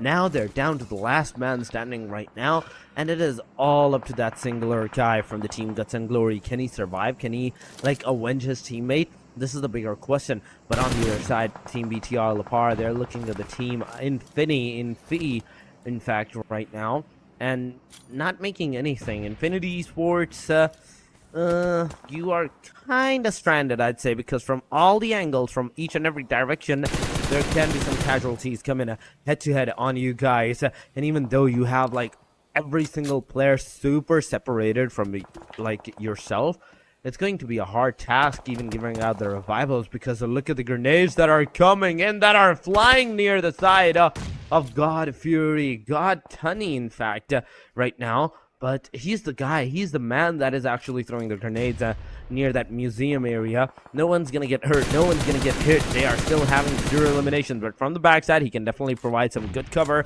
Logan gets knocked out. It is up to, Triple Eight to do something at this point, but Triple Eight, I think he's just gonna go under the shelter side and just gonna survive.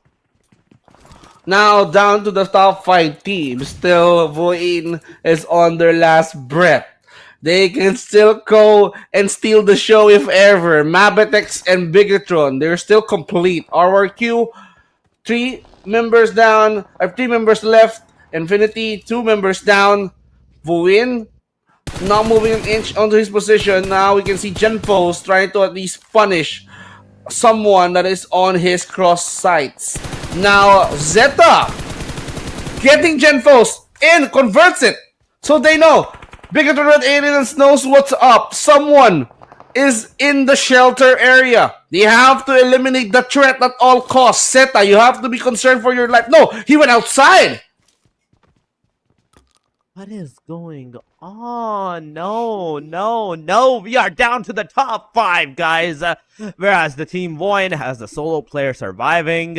Team Infinity, they have the 2 man surviving in the match. Team RRQ, they have a trio alongside of the Team BTR. But Team MABETEX, they have the complete squad, and at the same time everybody is trying to find out the location of the shelter for themselves, trying to get that securement of that area. MABETEX, they're on the bottom side so far. The bottom 3 they are with the 5 total points to their name. Infinity, they're on the 10. They don't have a single elimination to their name as well, because if they want to get some elimination, if MABETEX wants to overturn the position of Infinity as well, they needs to at least secure 5 more elimination out of the 13 players that are still surviving into this match. -3, that's 9 more players aside from the Team MABETEX's complete team that they have to secure 5 more points out of them if they want to secure the top 10 position. But that is the thing. That is the exact thing that no one is going to be able to secure those 5 eliminations for themselves. Nefra, KO, Ryu, let's see if he's going to be able to find out anybody at this position. Team RRQ, they're also doing the same thing. We're also seeing the same thing from the Team MABETEX. So just look at their distraction, diversion, their split angles that they have secured for themselves. They are making sure that every single game they have for themselves, they cars the position. They make their move very consistently, very in a straight linear line, that they have the better advantage against the other ones. Surprisingly, this looks like a deja vu to me because of the circle that we have right now, still going or covering the museum area, or the ones that we've witnessed earlier on, the ones that bombarded with a lot of grenades, and now we can see 888. Okay, he's gonna try to ride in the buggy. So MABETEX now, a lot of members being knocked down. It's Sanjiro or Jiro as well. Now, Anifo, he cannot go for the clear revive because he's out in the open. He's very, very much exposed. YU is gonna charge in. Zuxi converts and confirms 888. And now, why you running? He's just asking politely. Alright, you got eliminated, so we're down to the T teams. MABETEX, Bigetron, 1 member from the Infinity and VOIN. Now, not gonna try to at least fight for that chicken dinner. Oh, the fight for the chicken dinner is coming into a close, coming into a halt within the 50 seconds. Another circle stage is going to be made, and that radius is going to be deadly because it's going to be the 7th stage at this time. Lepar, EST, let's see, let's find out what he's going to do at this point. What a location, what he's going to do. Starl is not making any kind of moves as well. He's trying to get on top of the building. Sanchir also waiting in the museum, near the museum side.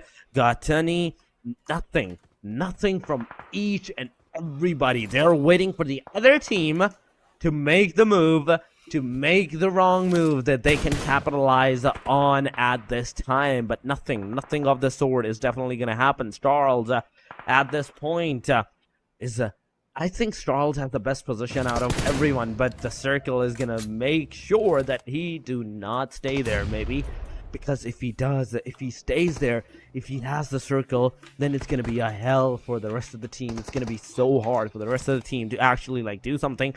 God, Infinigatani, he's also making sure that slowly and steadily he crawls in near the side of the team. MABETEX's side, but can he? Can he get into the safe side region? Can he take down the team MABETEX's player down or not? Because MABETEX has 4 player. They are kind of close, one against each other. He has been spotted. He has been shot at from the backside. It is going to be Starls that's going to take that initiative. Infinity Esports are out of this match. We are down to the top 3, whereas Team MABETEX has also taken their cars, and they are moving into the circle. Jiro managed to at least knock down one player, so that is Suxy. And now here comes the par just to at least make sure that he's gonna try to go in and aid for health. We can see Sanjir now going in, charging towards the position of the Bigetron Red Aliens. And now the aliens are not trying to go back, now trying to regroup. They left Suxy all by himself. YU! He managed to make the vehicle explode, and Nifo gets the par. Not gonna be looking good for the side of the Bigetron. But this is going to be a better opportunity for VOIN, especially Zeta, who's just trying to at least hide for his life. Surviving is the only key for him. So in order for him to get close into the standings, ladies and gentlemen, Suxy being used by MABETEX at this rate as a bait. They have to react, and here comes Satar charging in, and Bigetron is now out. So this is going to be a clear hunting operations. They need to find Zeta, who is hiding in the shelter. Can he protect himself? But MABETEX knows where he is right now. Oh my god, the grenade is out. The shotgun cannot do anything because Sanchez gets the nail in the coffin. And it is a winner chicken dinner for the team MABETEX side. An amazing start for them. 8 elimination. That's 18 points. That they are gonna secure for themselves a great opportunity that they have made for themselves from the bottom 3 all the way. I think they will be coming out on the top 3 side, maybe if not in the top, because there's still a chance that they can come out in the top as well. There is the possibilities, the futures, where by this match, if they have managed to secure enough points, they will be the topper of the table. It's going to be the topper of the table, and of course, they are. Look at that. 1,564 damage. Of course, managed to at least get 8 eliminations, and of course, a Nifoy, 3 eliminations on his head. YU, of course, surprising us with those explosions, those vehicle explosion. He managed to force the Bigetron out, forcing them to top 3. Jiro, YU, of course, Sanchir with 1 elimination, contributing to the 8 eliminations. And that is why MABETEX is trying to catch up slowly but surely. And the leaderboards, or the scoreboards, is going to be way more interesting. But the MVP of this match is going to be one half of the twins. It's Suxy, who managed to get 4 eliminations, 393 meter longest elimination distance, and 551 damage. Look at the healing that this guy has done on himself. 34? That's barely 3 bandages. What is going on? 4 eliminations, 551 damage, and just the 3 bandages? This guy is on to something. This guy is on to something, my man. And he needs to be studied really carefully by all the teams. Because that kind of a low damage on himself, he made sure that if he died, if he got eliminated, he got completely eliminated at that time. But teams to watch, it is MABETEX. This time around, they have managed to secure almost 12,000 meter of the distance in this match. Damage of 1,564. Full squad time is going to be of 24 minutes and 35 seconds. VTR R8, 10,000 meters. 1620 damage, 18 minutes into the game. 5,000 meters, 904 damage with 24 seconds of the game. I don't know if that time is right or that's wrong. I don't know, because that 5,000 meters doesn't seem all that good to me, but 9,000. I get it. Yeah, I got it. So that means the entire seconds that the entire squad is complete. So they lost one member like 24 seconds early in the game. Oh, Probably, yeah. That's how they compute it. Maybe it can be that thing, but 18 points. There we go, guys. Towards the name of the team, MABETEX. BIGETRON Red Aliens with 14 in this match. One Donkey ID with 11.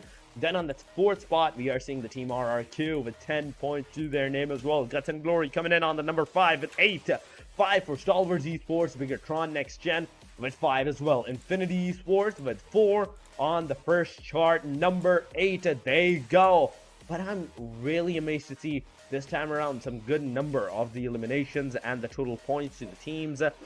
On the second chart, it is YOODO Alliance with 4, 3-4 T2K, DRS, IHC is having 2 points, for MERICAL Vibes with the 2 as well, PLUSEV with 1, but Genesis and A1 TMT, not even a single point to their name, and that's going to be disappointing because as we will be heading to the overall ranking, that is going to define where they're going to stand. But Road to Glory, it has Zuxi with the 7 eliminations, Josefa with the 7, 5 for Snape, 4 for Lupper, and Fistboy is going to have 6. Wow, this is going to be the players that you need to watch out for this entire league. And this is just only 2 maps. Things can blow up. Things can definitely change in, one game or the other. But, just have to savor the moment because Zuxi and, of course, Josefa, they're just leading. Josefa, I remember this guy on the qualifier stage. He's been popping off as well. The overall standing says that MABETEX Esports now on top, 19 total points together with the BIGETRON. BIGETRON just fell short because of the chicken dinner difference that MABETEX has compared to them. Oh my god, even DRS couldn't compete on the number 2? What is going on? They had the winner with a chicken dinner. 18 points to their name, Guts and Glory with 15, BIGETRON Next Gen with 15 as well, 14 for VOIN Donkey and a PLUSEV as well, 13 for the team RRQ, Ryu to their name, and that is top 8, guys. There are still a lot of teams that needs to be discussed, that needs to be seen where they're going to be seated at this time, from the number 9 all the way up to the number 16 so far, because from 16 onward, 17 onward to 24, we will be seeing that after the first initial 3 matches when the Group C is going to be played into this game. So far, number 9 is Infinity Esports with 11, 10 for T2K, YOODO Alliance with the 10 as well, STALWART Esports, 9, 7 for IHC, 5 for A1 TMT, 2 for MERICAL Vibes, and Genesis with the 1 as well. But guys, this is the time to remind you that if you haven't liked the stream, make sure that you have liked that stream, and at the same time subscribe to the channel, because this action is still going to go for the 5 more days for the league stage, and then we will be going to the action-packed action of the grand final of the 4 days as well. But from this point onward, after this break, we will be shifting the complete broadcast over to the router. So if you haven't downloaded router, come on, the link is in the description. Go download that right now. You don't want to miss the action, because the action is just getting started. We are still 1 more Erangel match away, then the 2 Miramar matches are also waiting. But before any of that, oh my god, what a match this was. And do you really think, Vince, that even the 3rd match is going to be of the same caliber, the same aggression, or not? Well, things are probably going to get different. The circle kind of stayed the same up until the very end, comparing to the first 2 maps that we have. But I believe that the circle is going to be different. And while we're waiting for the 3rd map to commence, I remind you guys that this is still the PUBG Mobile Gamers Grand Rumble, League Stage Day number 1. Don't go away, guys. We'll be right back. So 1v1 between him and Ninja Boy. क्या एक और knock देखने को मिलेगा? Yes, he finds a way out of this. Fortnite की तरफ से backup भी है. Global Esports जहां उन्होंने गेम देखने का इतना लोड तो करना router download 7 crore gamers and streamers are on Router. Where are you? So 1v1 between him and Ninja Boy. क्या एक और नॉक देखने को मिलेगा? Yes, he finds a way out of this. Fortnite की तरफ से बैकअप भी है. Global Esports गेम देखने का इतना लोड तो करना router download 7 crore gamers and streamers are on Router. Where are you? So 1v1 between him and Ninja Boy. क्या एक और नॉक देखने को मिलेगा? Yes, he finds a way out of this. Fortnite की तरफ से बैकअप भी है. Global Esports जहां उन्होंने गेम देखने का इतना लोड तो करना router download 7 crore gamers and streamers are on Router. Where are you? 1v1.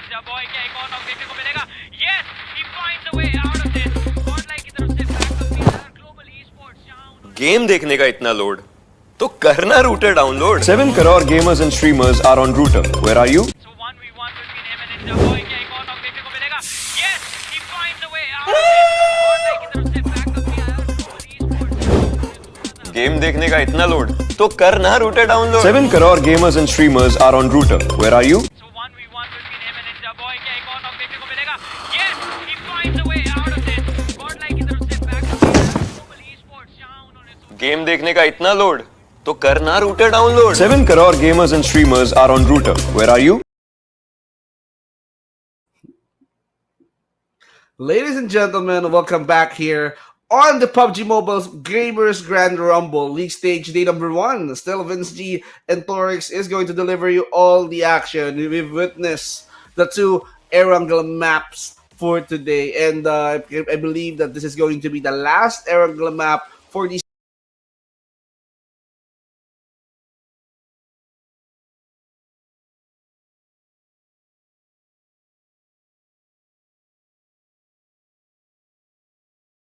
Off Erangel for today as well. But after that, it is going to be a complete dry pace, complete slow pace of the Miramars that we're going to witness definitely once and for all. And at that time, the complete diversion of the teams, I'd say the complete changing of the strategy, complete changing of the momentums are going to be spotted by the players, by the teams. And that will be the moment of the factor of how the teams are actually going to respond with their callouts, with their game styles. But for now, it is once again going to be an Erangel match. And if the plane line is persistent to the last one, then we might see some similarities once again in this complete regard as well. But once it is Erangel, Pochinki is definitely going to be contested. There will be the Milta City, where we're gonna see the fights. This time around, the military base and Rosa, the Novorupnoy, they're not gonna be contested. So that's one thing that the team has off their plates. But Rozok, Quarry, those are some kind of particular regional areas where there are some chances that the teams can potentially come close by to each other. And if there is a slight possibility of the fights, if they get their arsenal really early into the match, they're definitely going to go for that. They're going to go for the fights because who wants not to have the eliminations? Team MABETEX did this in this match. They got the winner with a chicken dinner, even though they were standing right at the third bottom team after the first match. But here we go, guys. The Erangel has been locked and loaded. The plane has taken the flight, but this time around it is from Zarki all the way to the Lipovka side. From S going down the east, so interesting flight path. Still, there's a possibility that the circle might shift towards the mansion side once again. And if ever that happens, it's going to be a complete 3-map deja vu of what's to come. But, it's going to be a different story, different paths. So, a lot of teams right now who prioritize jumping towards Zarki's shooting range and, of course, Severny, they have all the freedom to do that right now without any contestments at all. But teams that are dropping towards hard side of the map or the lower side of the map, like Novorupnoye, Sosnovka military base, they're gonna be they have to choose another specific route for them to land. Like 4 MERICAL vibes dropping Sosnovka military base, Novorupnoye for the Genesis Esports. Seems like they're gonna be choosing another option, it seems. But Sarki kind of crowded. The entire Gorgopol area is crowded because the Infinity and IHC was there, and on the other side, the river separates them. It's just MABETEX, and of course, BIGETRON on the upper side of the map. But still, VOIN, Pochinki Wars.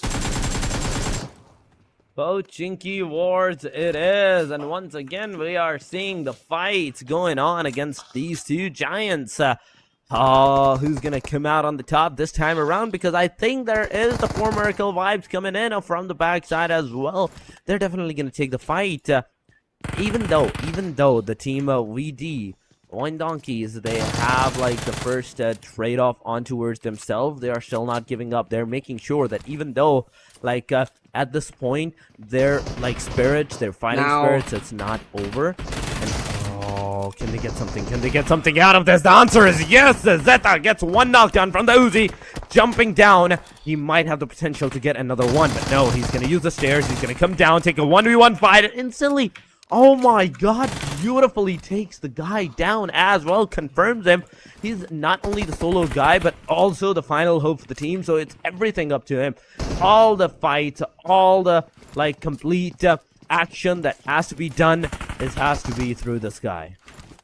Wow, interesting turn of events. VOIN Donkey from Indonesia. They are back in Pochinki once again to prove that they own the place. And now here comes the other challenger. Poor MERICAL Vice does the cleanup. Apex just needs a DPS to get the job done. VOIN got taken now, but still, we still have the PEV who managed to survive that onslaught. But can they survive the 4 MERICAL Vibes who managed to prioritize Pochinki on the drop, and White managed to get Doc, Master Itchy with a nade onto Leo 666, and now here comes White trying to take it big, and hello there, good sir! White with a knockdown! No, you're not gonna convert that because the other players, for MERICAL Vibes, they say teamwork is very crucial. We cannot let you have our guy. And for MERICAL Vibes, this is going to be the start of them climbing up the scoreboard. 2 points is enough. They managed to get 5 points from the 2 teams that they faced in Pochinki. They are trying to make a statement that they are the real kings of Pochinki. Oh, definitely. They are the kings of the Pochinki. The statement has been given out to the players, but on the Rozhok side, it's not just 2 different teams. It's actually 3 different teams that are up against each other. It's basically a 3-way deadlock. Whosoever is going to initiate the fight first is going to face the consequences, and no restraints there. PEV and Team VOIN are the first 2 teams to get eliminated in this match. Genesis, A1TMT, 4 MERICAL Vibes, the bottom line teams, they are still in the match. They are still surviving. And once again, we are seeing the similarities going against all of these things because DRS, BTR, MABETEX, they're the top 3 teams. They are still alive with 1 points difference to each and every one of their name. Let's see if these 3 teams are also going to get eliminated early into the match. GG, BTR, RRQ, these teams will have the better chance if they do get eliminated to like secure that top position, because I want to see every team at least take the top position, the top 3 position for themselves in today's matches. There are 16 teams, and we have 5 matches continuing that. That's 15 a number of the players that in fact can get the top like 3 places for themselves. There will still be 1 team that won't be able to get that, but me and my little like hopes for the teams and the players, but that's not gonna happen. We all know that. RRQ, in the meanwhile, they have not only the Rozhok city, but at the same time the hill of the Rozhok as well. Now, are we gonna see them, or gonna wait patiently on what's going to happen, ladies and gentlemen? But it's just no mercy. Trying to at least scout the area on. He has a good vision, I must say, but judging on what happened, for MERICAL Vibes did knock them off. Managed to at least pull off a really, really good elimination that early. They managed to take care of 2 squads that is currently fighting for the Pochinki, the pride of Pochinki, becoming the Pochinki's very, very dominant team. And STALWART Esports, they lost 2, but they got 1 in the trade between Genesis Esports. So there's a lot of teams in the bottom that's just making a lot of noise, and the top teams right now who's very, very good at aggression. Game number 1, PEV, was all their story, trying to make it to the top 4. VOIN made it to the top 2. So that is why these 2 teams right now is definitely on a punch and no mercy. Gets Bernat. Snape looking for potential kills as well. You can see Snape right now try to at least charge in. No mercy confirms that kill. Master Itchy is inside the building. They're now gonna try to at least raid the building, but their Peko is just there to at least take care of Master Itchy. Master Itchy now needs to make sure that he's gonna be safe. He needs to call for help. Master Itchy now. He needs to. Oh, you cannot dodge that nade coming in from Nerpeco. Oh, with that, Master Itchy is done and dusted. Genesis Esports being the solo guy, Westy.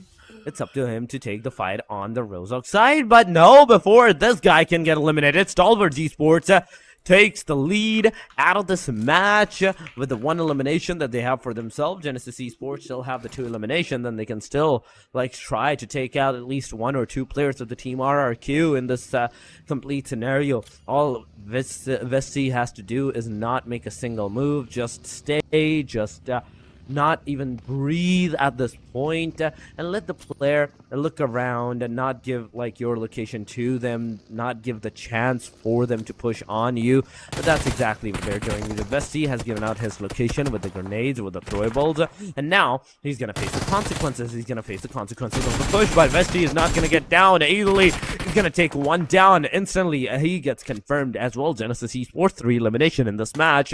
They get the elimination on towards themselves.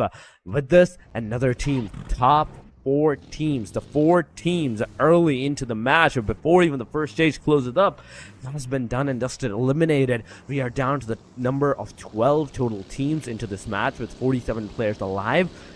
Oh my god, this match, this final wrangle is kind of going really fast, Wins. Really fast, just like how RRQ climbed up and steal the 4th spot away from PEV and VOIN. This is a good 5 commitment actually. With 18 points, 1 more kill can overtake the DRS. And of course, if RRQ perform better in this map, that means they can like steal the show, get the 1st spot by themselves as well. A1TMT, let's talk about this team. A1TMT, who's currently on the 15th spot, only gets 5 total points in a span of 2 maps, so they have to work very hard. A1TMT here needs to make sure that they're gonna be getting all the goods.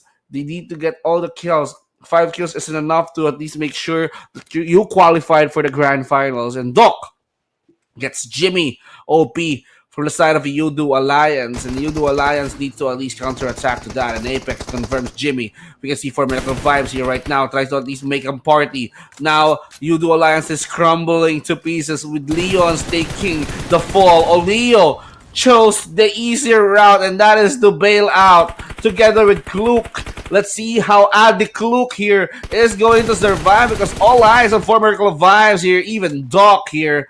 He's just trying to at least make sure that these guys are not going to escape. The Buggy here, heavily wounded. But I believe that they are... Oh! Instead of being killed for Miracle Vibes, DRS just spots him. Klook. Unfortunate story. He just wanted to get away from for Miracle Vibes, but DRS managed to steal the kill. But still, DRS Gaming not done yet with their opponents. For Miracle Vibes on the other side, and we have T2K as well. So DRS needs to be alert. Oh, DRS definitely needs to be alert at this point.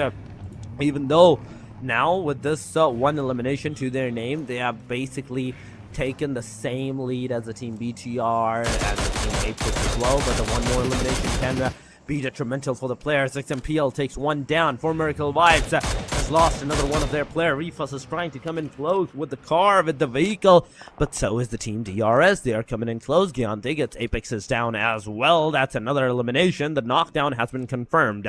T2K Love in the building, in the squad house, away from his team. If he gets spotted, if he gets knocked out, it's going to be over for the guy as well. He's going to bleed out of all the HP that he has left for himself. But I want to see the rest of the team DRS. Aside from the team like XMPL, I want to see Snorlax. I want to see Giante's location. I want to see how Killer is actually approaching the players of the team for Miracle, or at the same time another team. Giante takes Arrow down, but Giante, as soon as he takes the player down, he's going to get into his car. He's going to make sure that he rushes, maybe takes his team and rushes, or he's just going to move away. Rage Cairo versus the team Infinity Esports is also taking the fight against each other. Infinity Logan is down. Turney K is super low in that HP. He has to heal himself. So the first days are definitely popping up. But oh my god, Cairo! What have you done? You came straight into the wrath of the players. Infinity Esports took you down, eliminated you. Right after that, Gatani also gets knocked out. But oh my god, GG Knight. It's all up to you. You're super low on that HP. The grenades are coming in your way. And oh, he survived. He healed himself. And once again, back to the 75% HP. He goes.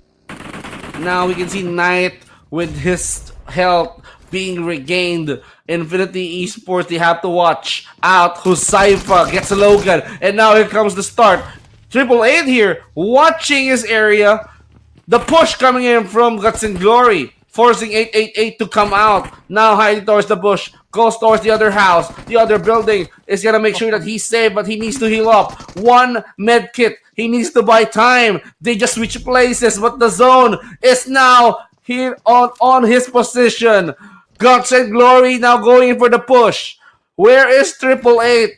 888 is just outside the building, throwing mollies, burning the others down. And now we can see Tourniquet punishing down Hosaifa. And now they're on the lookout. They wanted to find where is 888? Where is 888? Tourniquet as well, proceeding with the advance. 888 goes with a charge, and now anytime soon that nade will be cooking. It exploded, but no one got caught. And now 888 here, no heals at all. Just one hit to take him down, and there you have it, Choto. Oh. Okay, good blow, killer as well. Takes Turu, love, and now it's going to be a mess.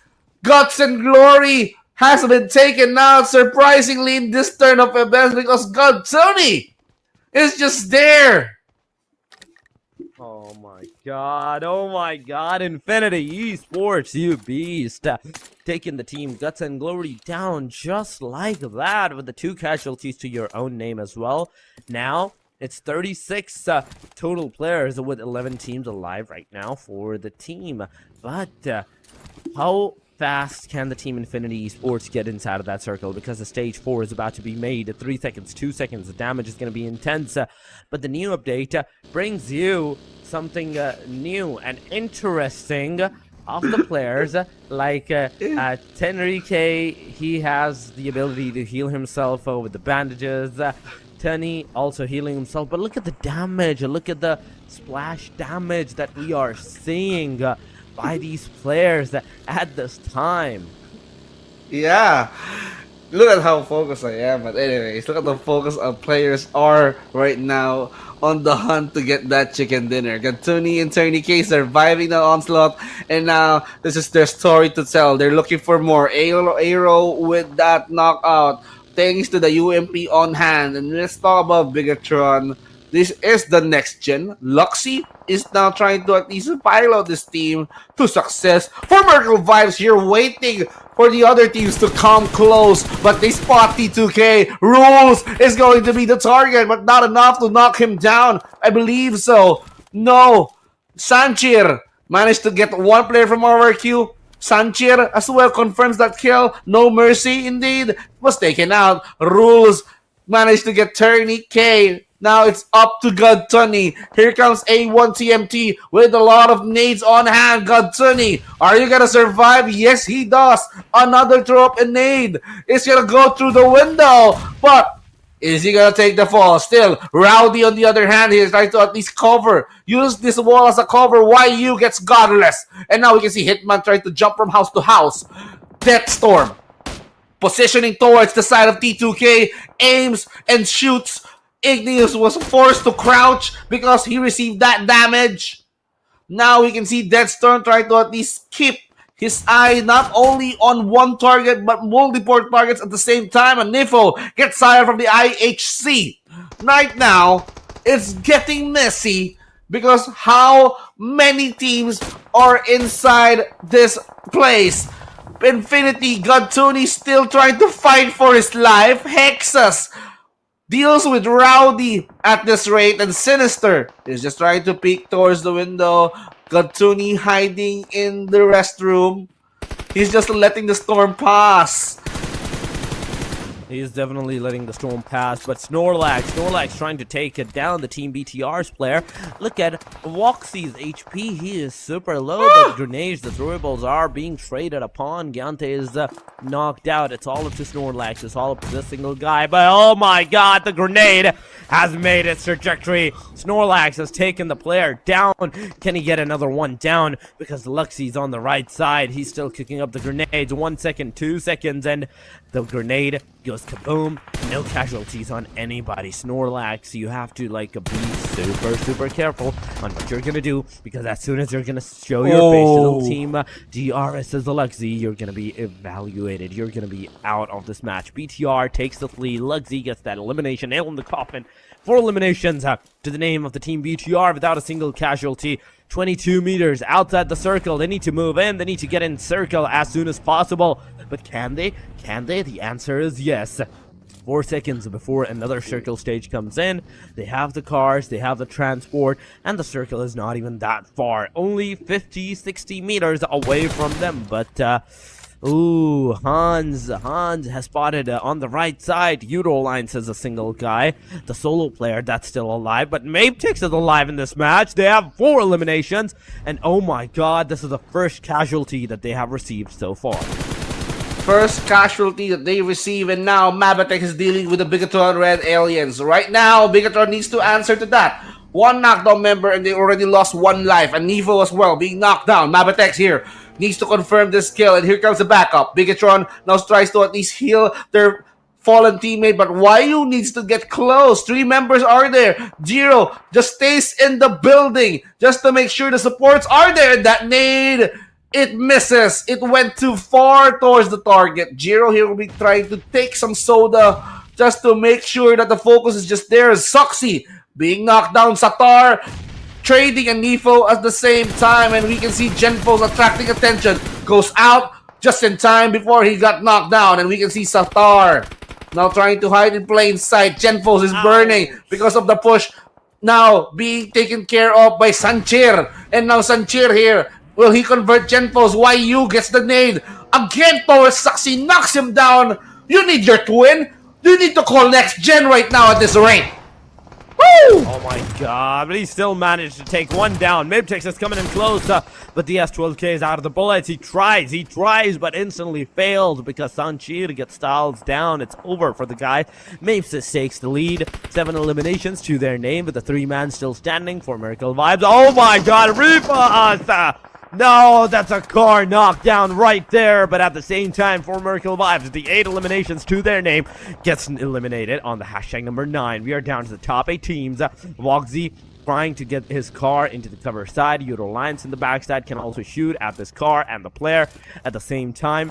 But look at the position, look at the circle, and look at the radius of the circle that is completely out in the open. Woxie leaving his car, going out of this area, but oh no, the Milta, the Yasnaya Poliana, in fact, at the same time, the station at the Yasnaya Poliana, that is already being contested by a team.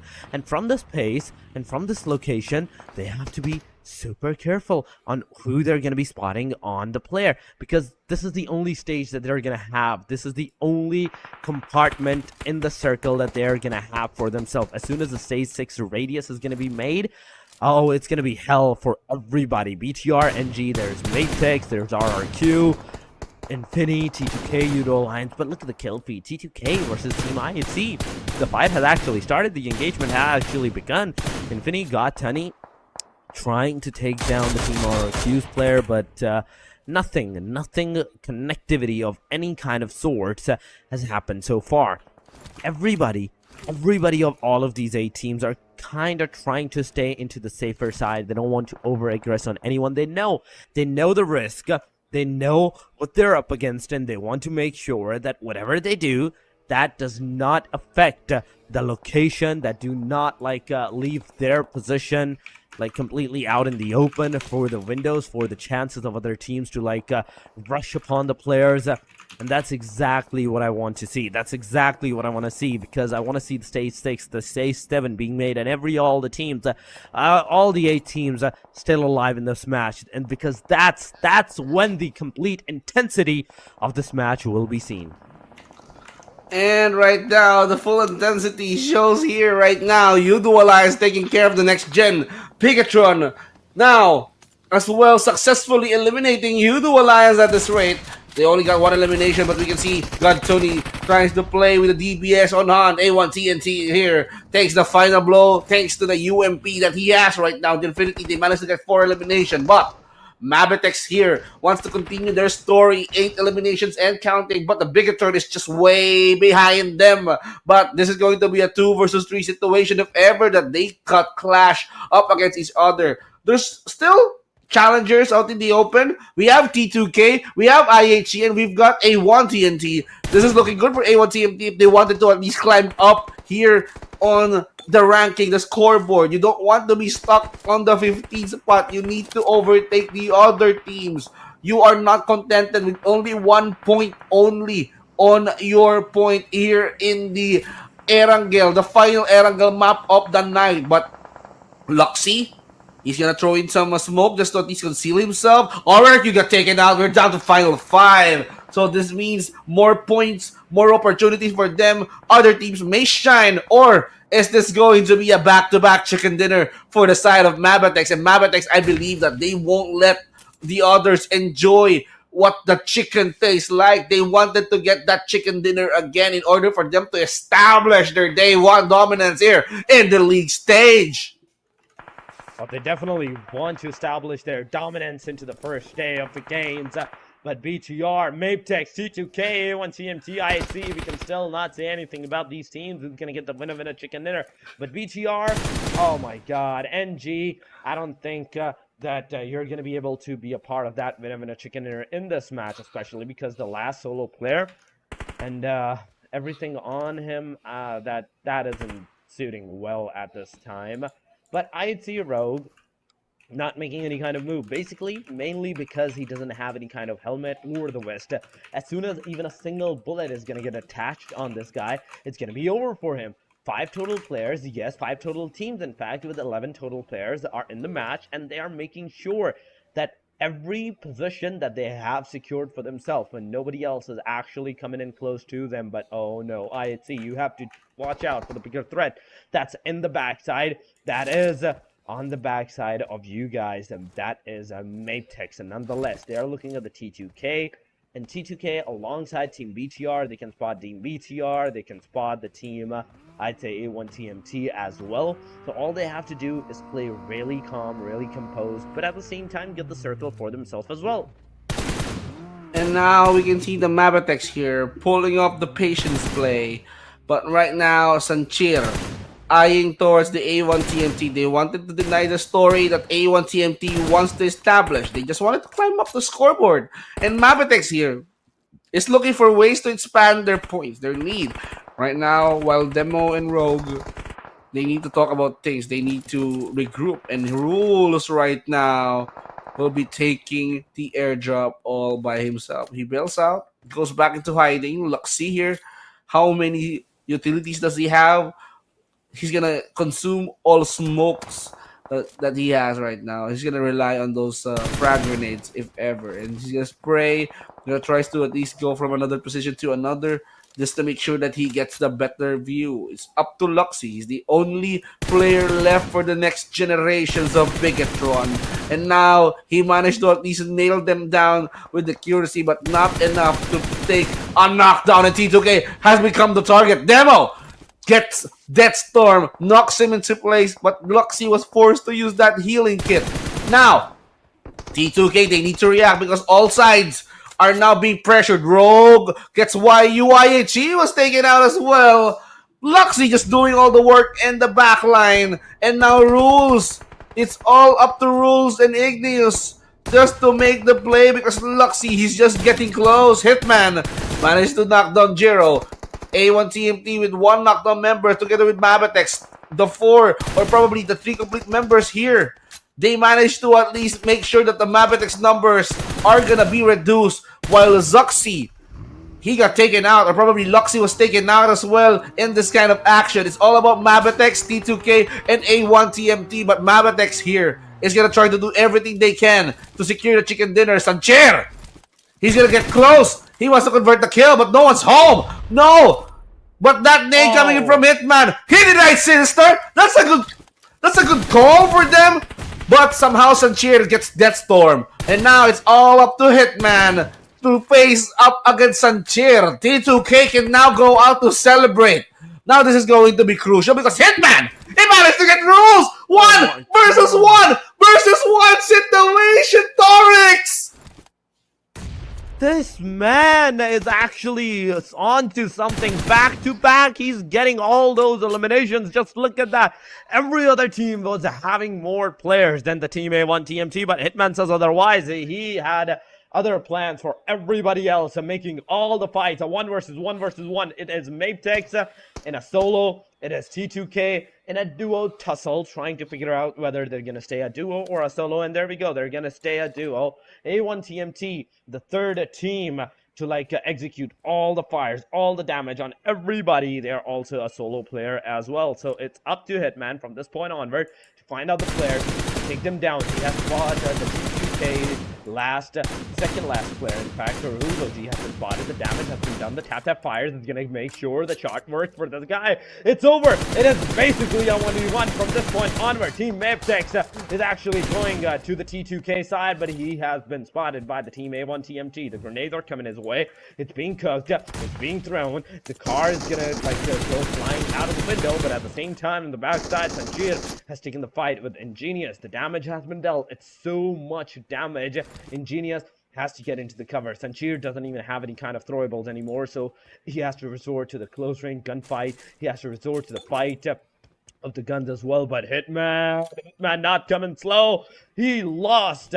He made sure that he looted that crate. He got some more utilities, the throwables from his enemies, and he's going to utilize that to take another player down. Sancher is out of the match. 11 eliminations to the team MABETEX, but they're out of this match. A1 to TMT.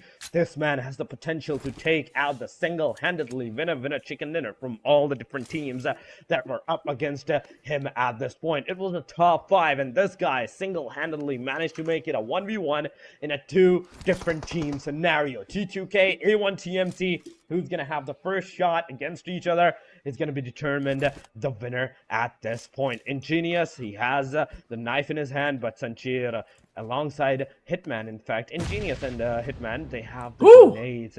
The grenade is not going to go that far. He knows that it's not going to reach it there, but it's stage 9 wins. It is the moment, it is the time where everybody has to come down to the last center of the circle to take that fight, and Hitman doesn't even have that much of the bullets. He's trying to shoot out the players. He's trying to find out, randomly shot the gun, but the grenades are coming his way. Oh no, he's receiving the damage. He just has 2 first hit kit, out of which he's gonna use 1, and the 1v1 is getting so much prolonged. Now, this minute and a half is way too long for these guys to come close at each other. Igneous with his last nade being thrown out, and now it's even. No grenades right now for each and every one that is in the circle right now. It's up to Igneous, it's up to Hitman to carry on the banner. Is it going to be T2K? Is it going to be A1 TMT? The story says it all. Who is going to get the chicken dinner? We can see both of these players pulling up their patience play. Yasnaya, Poliana now trying to at least push them inside the circle. This goes way too none. And now that hit coming in from Hitman. This guy doesn't even need to shade his head in order for him to get a good kill. Oh my god, single-handedly getting all those kills, all those eliminations, and the winner chicken dinner for the team. He must be proud. He has made his team proud at this point. This guy, Hitman, if he's not the MVP of this match, I don't know who it is, but look at the eliminations. 5 eliminations, 1,050 damage, 5 knockouts. By the hand of Hitman, 1 elimination by the hand of Deathstorm with 391 damage. A total of 6 elimination, 1,500 of that damage. And overall, number 3, jumping all the way from down to the top. A1 TMT has done it by the hand of Hitman. This guy, he's a force to reckon with. He's going to be remembered in all of the Erangels from this day onward. You know, the huge jump. Actually, A1 TMT. This is their story to tell. From 15th spot for the first 2 maps, that huge leap of faith, ending up in 3rd place. And Hitman, no doubt, this guy deserves all the glory, all the MVP recognitions. 5 eliminations, that means 5 out of 6 came out from this guy. And then the damage, 1050 damage. Healing wise, 236. The longest eliminations that he did was 175 meters. He doesn't need an assist because he played it all by himself during the last crucial stages of this map. And that is why Hitman, he was very, very keen on eliminating his opponents with accuracy, with ease. I even thought that he's going to be running out of bullets, but A1 CMT here, 7,000 meter distance traveled. And not going to lie, BIGETRON Next Generation, they flew way too far, 12.7 kilometers to be exact. And basing on the full squad time here, MABETEX somehow gets 2,070 damage, but A1 TMT, they lasted 15 minutes in full squad before they got eliminated one by one. And for T2K to at least to lost one member early at 12 minutes, and then they still managed to end it up to the top 3. Oh, that's some feat. And A1 TMT Esports now with 16 total points, contributing into their total points. Somehow, still MABETEX, I believe they're on top, but you know, A1 TMT gets the job done. They managed to stay behind DRS, but you know that is a huge jump if ever. T2K and BIGETRON got 11, RRQ and 4MB got A5 as well. You know, the players here tend to play very aggressive because this is the final Erangel map. Oh, this was the final Erangel map. From this point onward, we're gonna see the 2 Miramars back to back. But it is the match standing, guys. URS 3 for Genesis, 2 for YOODO, Guts and Glory, and PLUSEV. 1 for BIGETRON, Red Aliens, Stalwarts, and VOIN Donkey ID. The rest of the teams, they did a really tremendous job, but on the overall, I want to see on the overall where everybody is standing right now, where the team like Guts and Glory is standing, because they were on the top 4 in the last match, after the last match, in fact, because this match was not that good for them. We have to see where they're standing right now, but going to the road to glory right now, MABETEX YU is going to be on the top at 6 elimination, 1500 damage. 2 is going to be another guy of the team MABETEX, Sanchia, 5 eliminations. Then we have Sniper U with 7 eliminations, 1349 damage. A1 TMT Hitman after the first in match 5 initial elimination that he got at the end stages, 1050 damage. He has now finally gone up to the 6 elimination, 1640 damage, but on the 5th spot it is the BTR, 7 elimination, 1042 damage to the name of the players. Look at the throwable used by these guys. The maximum number is 51 by view. I don't know if that's counting the smokes, the grenades themselves, because I think it is smoke, it is flashbangs, and the grenades as well. It is MABETEX nonetheless, 30 points. They are taking the lead of 9 to team BIGETRON, 26 to their point.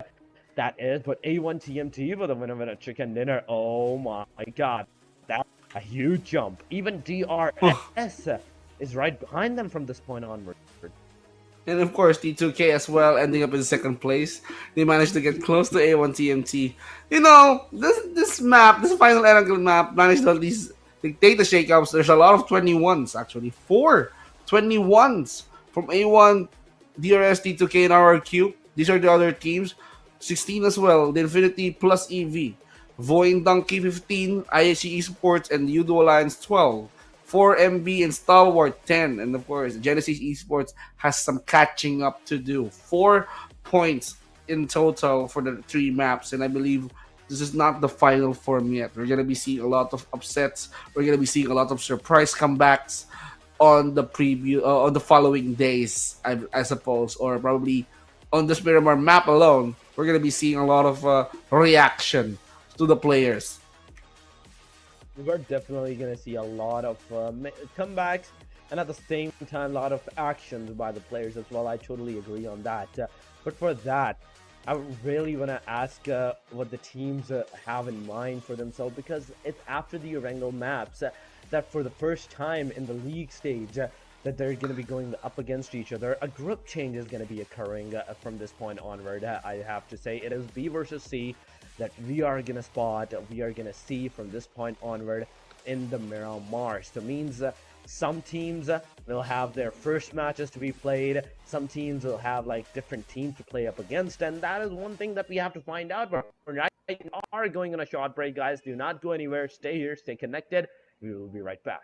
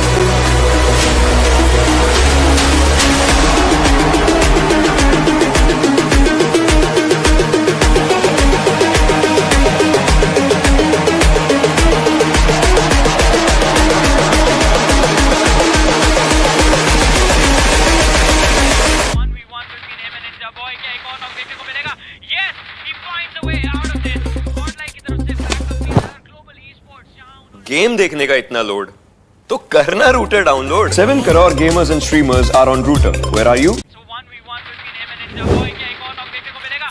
Yes, he finds a way out of it. और like की तरफ से backup भी आया और game देखने का इतना लोड तो करना router download 7 crore gamers and streamers are on Router. Where are you? So 1v1 between him and Ninja Boy. क्या एक और नॉक देखने को मिलेगा? Yes, he finds a way out of it. और लाइक की तरफ से बैकअप भी आया ESPORTS जहां उन्होंने गेम देखने का इतना लोड तो करना router download 7 crore gamers and streamers are on Router. Where are you?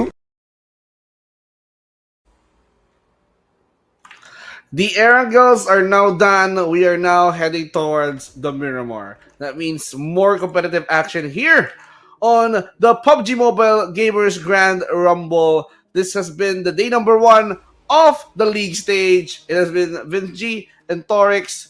He's going to deliver all the action. We've seen a huge jump, a huge leap of faith from A1 TMT from 15th spot. They are now in the 3rd spot. And there's a lot of 21s actually. A1 TMT ending at 21. You know, actually, it's not only them, but 3 other teams are way behind them.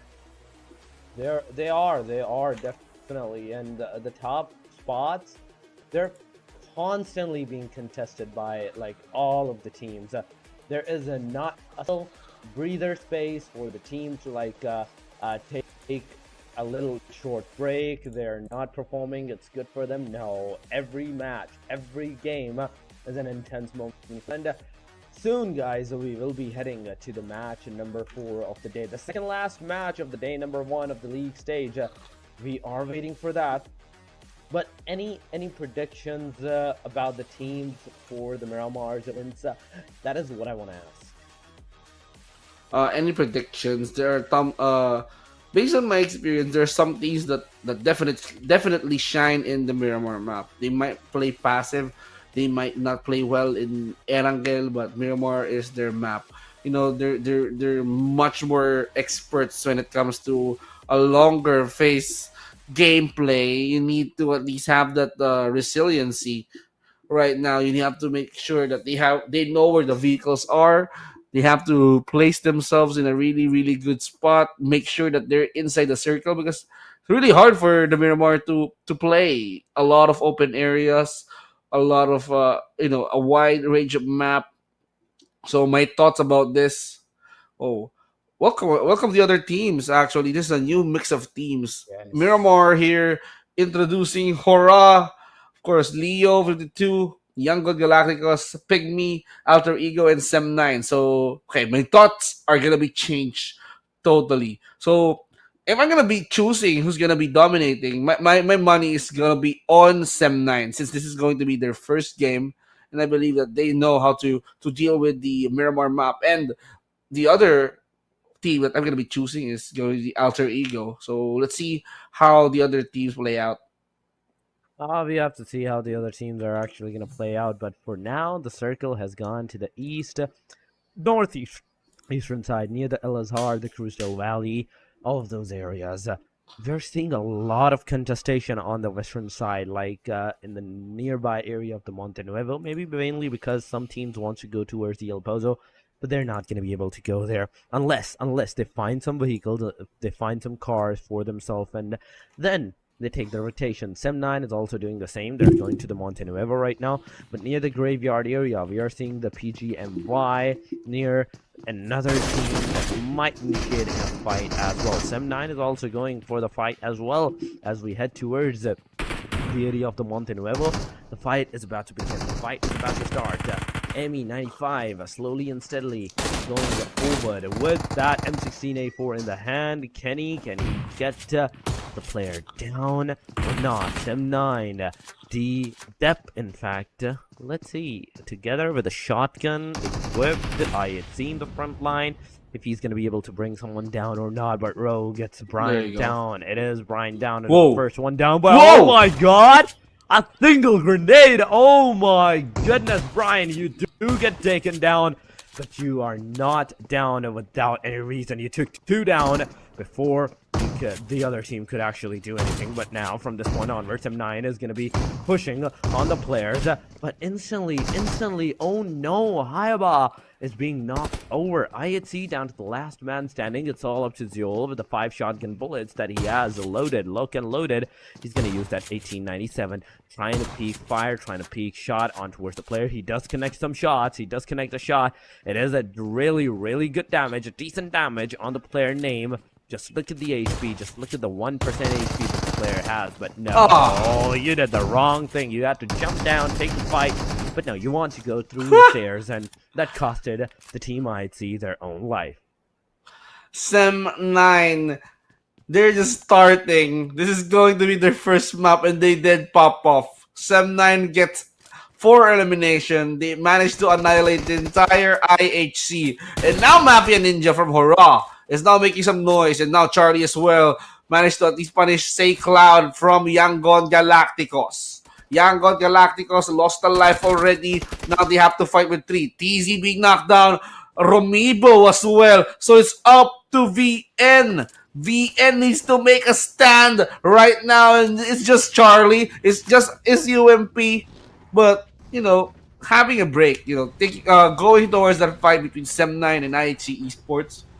There's a little bit of glimpse that I've seen.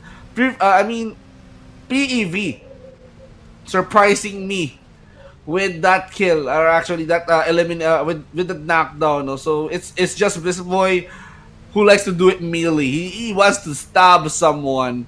T2K rules again gets one player from PIGMY. Weak Walk, I believe that is going to be his name. But BIGETRON, the next generation right now. There's no red villains. There's no red aliens. It's up to the next generation to shine right now. And T2K up against PIGMY, trying to battle it out. Managed to push down Abi Manu. And now Igneous is just trying to go for the peak of his life. Now, Dimsy managed to knock down Igneous. Managed to go in for the kill, but not enough to convert that, to confirm that. And now Igneous is going to be confirmed by Joe Brenke, I believe.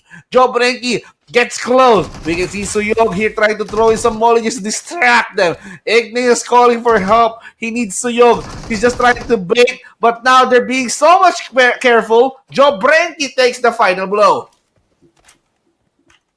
Oh my god, PIGMY, what have you guys done? The momentum were against you, and still you managed to bring it back to your own pace and take that fight for your own victory.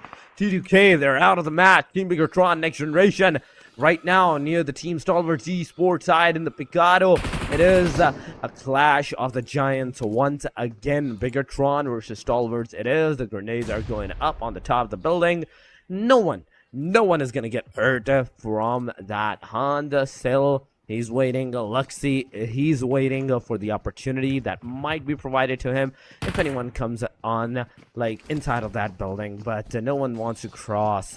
Nobody wants to cross, like, the stairs for the team BTR to take the fight against them. But oh my god, BTR is actually taking the initiative. They are taking the charge, taking one down. But no! No!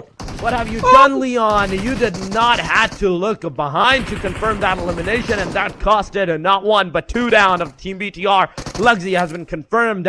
Grita is taking the fight and making sure that anyone that gets taken down, that gets a knockdown, is instantly confirmed. But Kirito is going to be the final hope for the team. Not for long, because STALWART eSports, they are out of the match. Team BTR, next generation, they managed to get those 4 eliminations, but at the cost of still one of their player. Good shakeups in the leaderboards. Right now, we are seeing teams that are popping off right now, but some of them are outside the zone. So they are enduring the damage coming in from the blue. Charlie was taken out here by one member of 52 Esports, Malik. Gonna get close. He's gonna try to at least have some information. It's just Gokubot. It's just Alian from 52 Esports. Charlie. He's been cornered so heavily, or probably they're just using Charlie as a bait for the other members to react. And now Charlie again. Sem9. Dep. With that nade on the VN. That's a total annihilation for them. VN not surviving that. Sem9. After they survive that fight, they managed to hunt for the last member of the YG, and then 5 points in total. Sem9 definitely starting off hot. And Samir here, he managed to knock down Malik.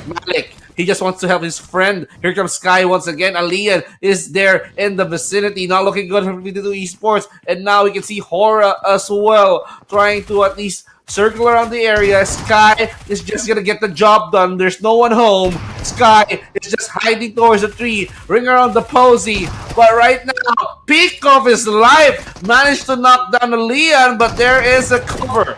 There is someone who gets the job done. Shamir gets Malik, confirms him. Mafia Ninja as well gets Alian, but the trades are not stopping. PTU Esports up against HORAA. Now it's up to Mafia Ninja to throw in the net at T24. God. UMP from behind. But Mafia Ninja as well managed to knock down 52.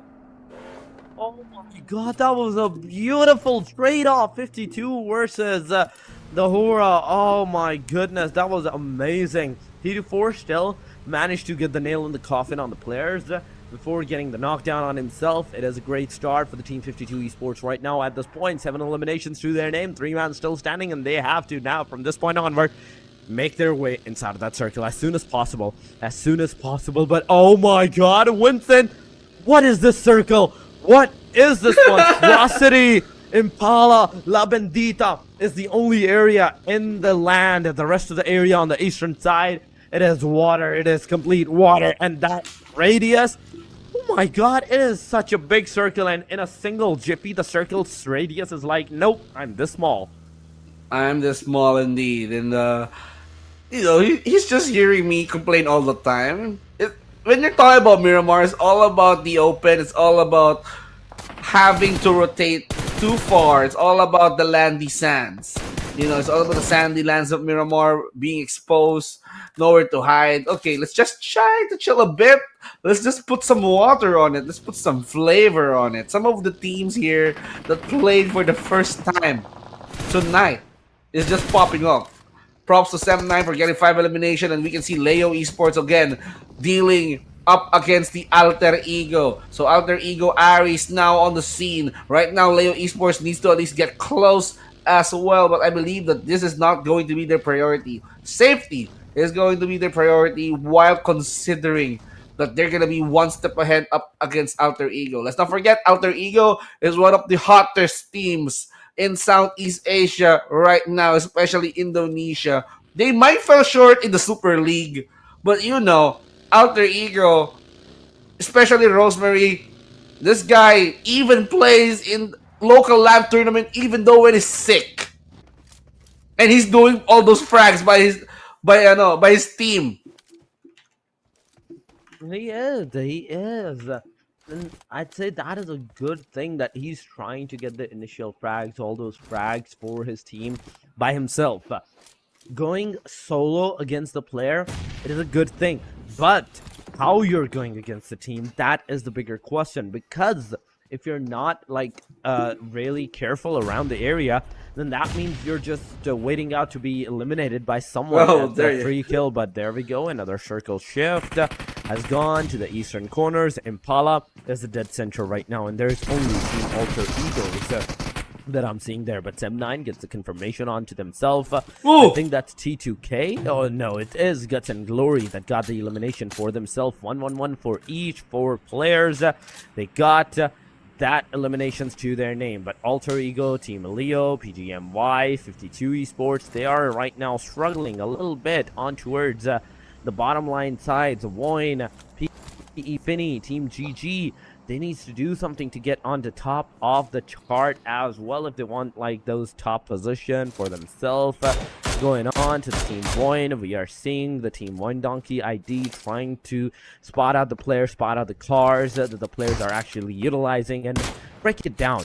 Simply break the car down, so break their rotations from one angle to another, and they're trying to catch them off guard. As soon as they're going to be trying to get on the land, on foot, barefoot, they're going to use the same bolt actions to shoot at the players. But will it be a headshot? Will it be a headshot? The answer is no. Come on, at least one headshot. I deserve one headshot right now.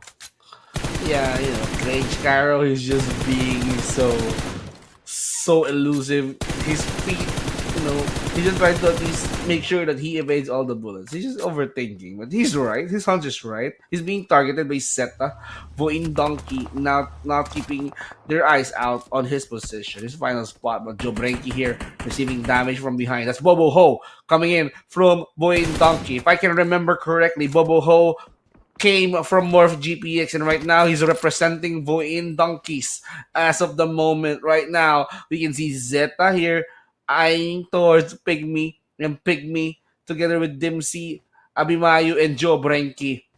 They're not leaving the factory. They're not leaving this compound. They're making sure that everyone who wants to go in, they're gonna be faced with severe consequences. And Zeta here, he lost. He lost already. He managed to lose Cairo. He managed to at least reposition on a better spot, but Leon managed to get Zordy from Leo. That's an airdrop take coming in from Mochi. But what's gonna be next for these guys? I'm gonna be interested more in the circle. Next circle, probably. Yeah, the next circle is going to be probably the most interesting one, because how fast the circle is actually closing, how small the radius is actually getting circle by circle. It's amazing. But BTR Leon, he gets one down of the team of Leo. But instantly, the two players of the team Leo being knocked out, it's going to be a really hard scenario for them. But Liquid gets Leon down. In the meanwhile, he's going to heal himself, whereas the rest of the team BTR, they're slowly and steadily pushing. Woxy not making any kind of hasty moves and staying in the backside, trying to take down the team BTR's players in the long-range vicinity. But Leo Liquid, he has been spotted. He got some shots on himself. Some damage has been dealt. There can be some grenades. If possible, there can be some eliminations on towards the players of the team Leo at this time, and at the same time BTR can also face the consequences, because oh no, there's a third team, there's a third party. That's 52 Esports waiting for the opportunity, and they took the opportunity for themselves. That's one down, that's two down. Leo is also losing the players here and there, but 52 Esports manages to initiate some eliminations, give Leo some cover, but Aja and at the same time Zoroy are the two players that are alive, and they're making a hell of a work for the team 52 Esports. Hell is being wrecked on the Leo Esports, and at the same time 52 as well, because a moment ago 52 Esports were three-man standing, but now it is all up to the last guy, that is Shamir. Okay, things are getting more and more interesting right now. The circle still favors the laddie teams. No more water. There's no teams that is going to be on the edge of the cliff of the sea. Right now, 52 Esports, Samir taking his time just to aid down Goku. Now Goku bot being standing, he needs to heal himself up. They're playing in the open, so it's up to Samir and Goku bot. That's why they need the manpower that they can get. And Boysil actually working with his team. And surprisingly for Alter Ego, they only got one elimination. It's just Octa getting the first blow. Rosemary, Boysil, and Alva, they need to find their groove already. Alter Ego, they're prioritizing their safety. That is why they're in the vicinity of Impala. I know. They get Mochi. Logan with the Infinity banner on hand. Gatuni. Is he going to go in for the finish? He's going to climb in, but he's going to try to play it safe. He knows that some other teams, some other members are just there. Maxus trying to at least distance himself up. And Rosemary here popping off. Gets Samir. I believe they eliminated the entire 52 Esports roster out on this first Miramar map. Liquid and Jaya, the only surviving member from Leo Esports. Liquid X. Now, he knows that Knight is just in front of him. Mochi crawling for help, giving some information to his team that, Zeta is just here. He needs some help. No. Zeta, you need to help your team. But, the rest of the Infinity right now, and even Maxius, is trying to reposition because they know that the Infinity might go for the push, the cleanup. They might be surprised if ever that did happen. So they have to keep their guard up if ever. Yeah, they have to keep their guards up no matter what the scenario is, because getting your guard down is the worst mistake that the team can actually do for themselves. And that is one of the reasons everybody is super cautious of where they're heading towards, to where they're going towards the situation at. But so far, we are still seeing the team AE, team Leo kind of fighting against each other. 52 Esports, they were kind of like eliminated at that time, and so far, not a single player of the team 52 Esports is remaining. But Circle is going to go once again, this time around to the western area. Team AE, they have the circle for themselves. Leo can be stopped in their tracks if they want to. But are they going to be able to do that? This is the bigger question, because it's not a matter of where, how the player gets flushed, but where the player gets flushed. Because if it's in the open area, then it's going to be a complete knock and complete finish. You're not going to be able to survive.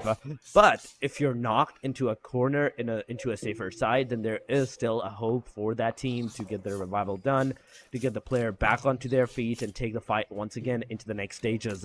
GG Careless is on the top, is on the northern corners at the circle, near the circle, in fact, near the white line. But they have to take the fight if they want to, whether they like it or not. If they want that circle, they have to initiate the fight against the team PLUSEV. They have to initiate the fight. They have to start something. They need to make sure that Mondo is going to at least react towards that. But it seems like Team Plus Mondo playing safely, playing passively. He's just trying to at least take care of his life. Probably make it to the top 6 if ever, because there's a 1 point difference if ever that he got taken out early, or probably he managed to survive. So that's what he's after. Guts and Glory.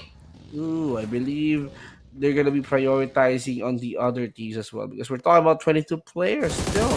They can ignore the other guys. Gatsuni here being punished by Maxius. Mochi now being back up into this game, and seems like it's going to be a plain battle. It's going to be all about the edge of that plane. Really, really hard to climb. You just need to at least play mind games with your opponents. Guts and Glory.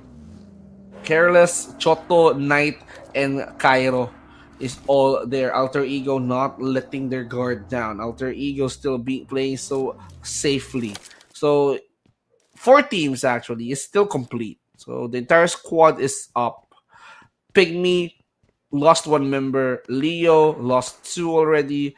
PEV is on their last straw, so they have to be careful. They have to make sure that these 4 teams, 4 complete teams, probably lose 1 member. Someone needs to shake this up. Someone needs to start a fight. Someone needs to at least get some attention, and then this might give the other players some confidence in order for them to go in. And Alter Ego here, I love the patience, and also Maxius, Gatsuni.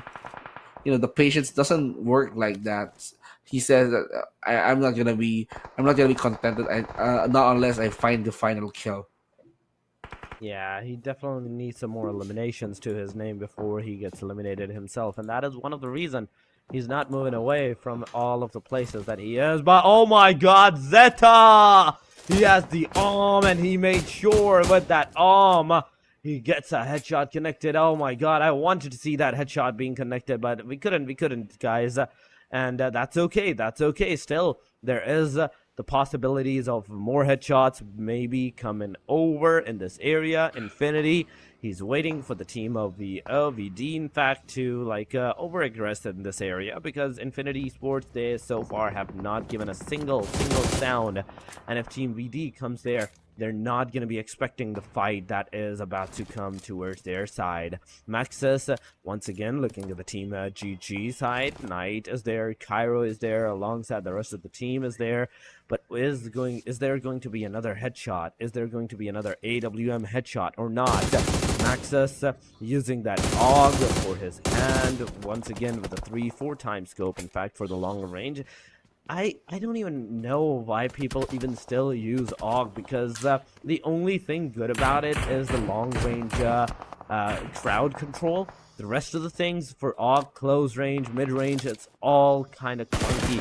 They need to fix that as soon as possible. And still, the player are like, we're still going to use the AUGs for the complete long range vicinity. But no, INF Logan gets a connection on the players. It is Team Alter Egos that's going to receive the damage. Ares, Octa, you have to do something. You have to give the cover to your teammates so they can get the revival done. And now in Infinity Esports, we can see them They're losing their cool. They're losing their patience. They need to go for the hunt. They need to go for the final blow. They need to go for the kill. Pygmy, Abimanyu, Zeta. He managed to knock down Joe Pranky. Now the entire Pygmy has been alerted that there is someone trying to at least make sure that the Pygmy will be losing one life. Now, Mondo, also solo, also alone. Dimsy is just there to at least make sure he gets the kill. But Dimsy, somehow, he managed to evade the other bullets. Bobo Ho here from VOIN is still there to try to at least punish them real hard right now. Now, Mondo, is he gonna survive that onslaught? Because VOIN wants to get involved with the match as well. Maxius Mochi. Okay, that grenade coming in from Abimanyu. Managed to knock down Maxius. And now Abimanyu, on the other hand, is he ready to cook in? But no, he ran out. He ran out of frag grenades. Bobo Ho from above. No one home. No one is gonna receive that frag grenade on hand. Bobo Ho ready to jump in anytime soon. Now VOIN Donkey. They have to play it carefully. Whoa, Bobo Ho wants to get Abimanyu on hand. Confirms the kill. Bobo Ho not wasting any time at all. They are looking for those kills, those points that can keep them up into this tournament. 4 eliminations. VOIN still in the area. Mochi gets Cairo. Guts and Glory is the new target right now, and Guts and Glory, they need to hide from plain sight. They need to use the edge. But no, the blue was forcing them to come up. Zeta gets Dempsey. Gatsuni gets Ajaya. So this is going to be a lot of trade-off. He just wanted to carry his buddy, but he got caught. Rosemary gets Cairo from that encounter. The blue zone is a traitor. He's just carrying his buddy to safety. Pygmy is now out thanks to that molly coming in from Bobo Ho and Choto. Choto Mate Kudasai, he needs more time. Give this guy his time, ladies and gentlemen, to get back up into the action. Octa now trying to at least get some good moves, get some good position. They are in a better spot, I must say. They are in a better position, but Octa, he's gonna find the airdrop. He's gonna loot it up. The level 3s, the juicy, the fresh helmet, and the West are finally his. Oh my God, he has been given a new life because of that, and now slowly and steadily, we are definitely going to see him move forward to take the initiative of the fights once again. Liquid, in the meanwhile, he's using the first aid kit to heal himself. The level 2 helmet that he has equipped is kind of super low. One more headshot and it might be all over for the guy. But PEV, oh my God, look at the kill feed. These guys, Team PEV, back to back, they're getting some eliminations, but at the same time, as soon as one player gets the confirmation on himself, it's all over for the Team PEV as well. Team VOIN, Donkeys, they have 4 eliminations to their name, out of which Boho Slayer got the 3 as a solo.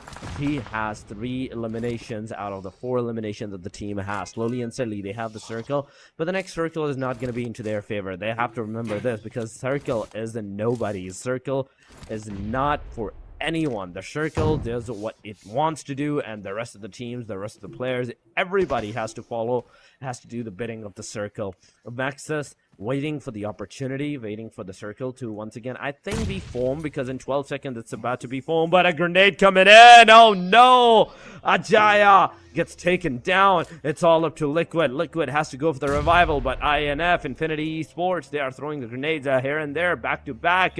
They're trying to make sure that the connection comes up. The Molotov is here from the backside. There's another team coming. A lot of damage has been given by the hand of Team Leo Esports. Liquid, he has given himself, he has bought himself enough time to heal himself at this point, but the grenades are not stopping, and the grenades finally put the nail in the coffin. Team Leo is out of the match. We are down to the top 4 teams, top 4 fights. That is going over here. Team VOIN as a trio, Team INF, Infinity Esports as a 4-man, E as a 4-man, and Team PG as a duo. But who's going to have the vanilla chicken dinner? That is the bigger question, because Team VOIN, Team Alter Egos, they have initiated the fight once again against each other. Now, this is no time for them to lose. VOIN lost 2. They already on their last standing player left, and Alter Ego heavily denies them. Now it's down to the top 3 teams, the Infinity, Alter Ego, Aris, and Guts and Glory. Guts and Glory, we've seen them tries to use their guts all throughout the map, starting from the qualifiers. But is this going to be the time that Guts and Glory will be taking all the glory here in the Miramar map? And now they're crawling so slowly. Careless and Knight now need to work together. But here comes the Infinity. The Infinity getting close. And now we can see Gatuni tries to at least react, gets out of the vehicle, and now the peak is that's not Gatuni. Logan is just there to provide some cover support, and there you have it! Boy Sil! He managed to snipe Careless out and put him out of doors his misery. The Infinity now alerted this is going to be a 4 versus 4 situation, but one less player. One player got knocked down. Alter Ego became more and more confident. They're going for the push. And now we can see Octa dealing with Logan. Logan running low on health. And now 2 players knocked down toward the side of Infinity. Logan almost being taken out as well. And he got knocked down. There you have it, the cleanup! Alter Ego wins the game! They wins this game, a winner chicken dinner to the name of Alter Egos in this match. A great initiative that they got for themselves. 11 elimination, that's 21 points in a single match. This is the highest elimination that we have seen in the league stages, the first 3 matches, or even in the first 4 matches. This is the highest number of the elimination, plus a winner chicken dinner so far for the league stage. But with 21 points, or do they have enough? Do they have enough that they can secure their position into the top 2, top 1? Or they're still going to be struggling with the top 3, maybe top 4 positions? There's a lot of fights going to happen against this team, because it's not only about the top 16 anymore. It's about the factor that you are now from 26 all the way up to you have to go into the top 15, top 16 position. But Alter Ego, even with 11 kills, 11 eliminations, they are still on the hashtag number 9 in the overall ranking. Close to the, I'd say, still going to the next stage, but there are 6 days, and you have to make sure that you keep the consistency up. You know, all I can say, this is a good start. Out of the 24 teams that is fighting to get the chicken dinner, Alter Ego, this is their first game. This is their first match, and from 24th spot, they jumped in. They made their mark, forcing a number 9th entry. So Alter Ego, that is a huge jump. Bobo Ho coming in from VOIN. He is the MVP of the match, 692 damage, managed to eliminate 3 players. The battleground, he heals a total of 120. That's close to average.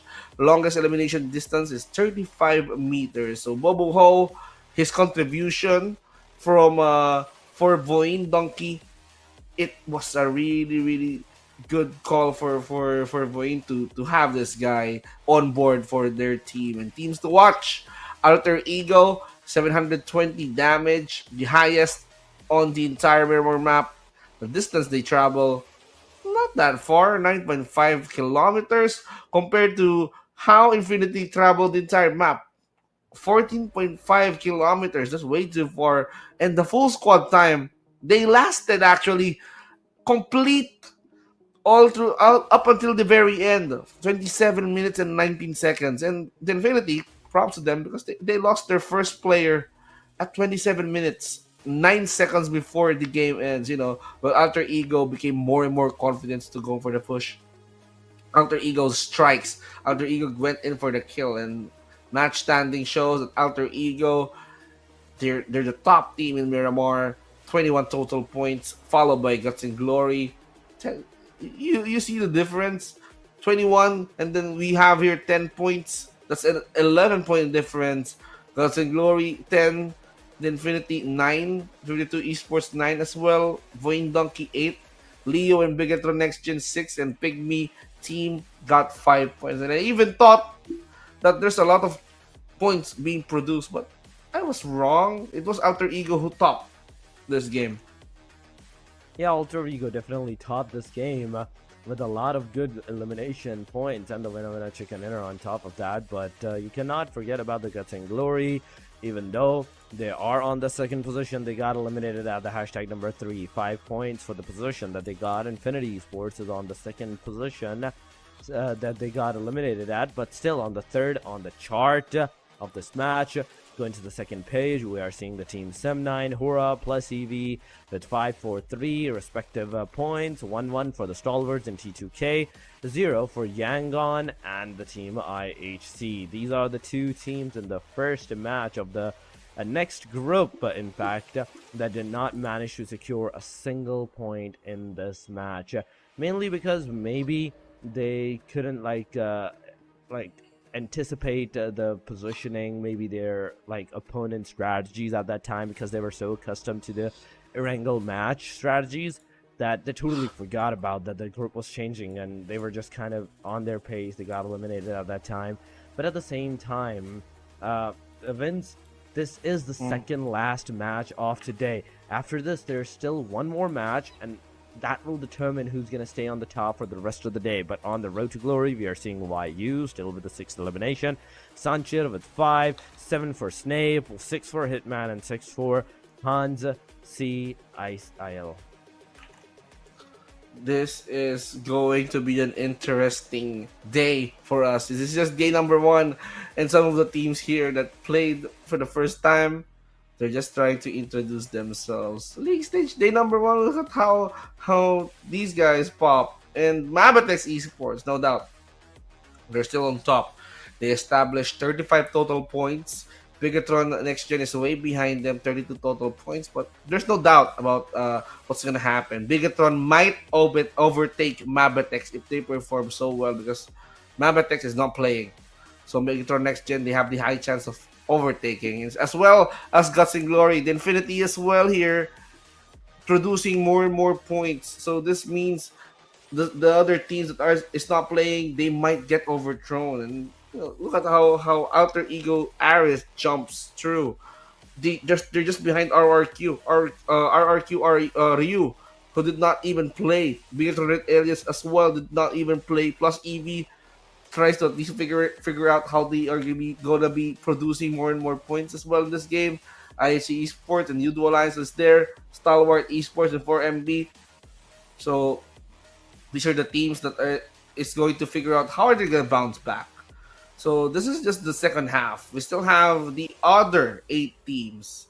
The other 8 teams that produced points earlier, not as active as Alter Ego, I must say. V2 Esports still looking good for their first run. 9 points. Leo Esports 6. PIGMY, Sem9 both got 5 points. Genesis Esports, they got pushed back. 4 points in HORAA together with HORAA Esports. YANGON and Team FALCONS. Okay, I did not see Team FALCONS on that game alone, so that's why they're 15 squads. So for Genesis to end up in page number 3, they have to work so hard right now to catch up.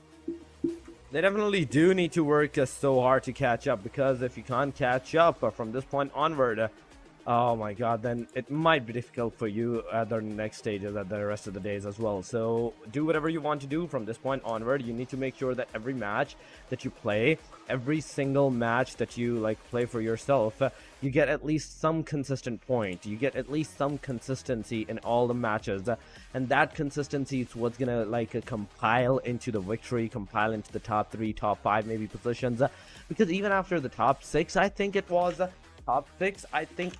wins that is gonna get the prize pool for themselves. Aside from that, nobody else is gonna receive any sort of the prize pool for themselves, aside from the MVP, that is.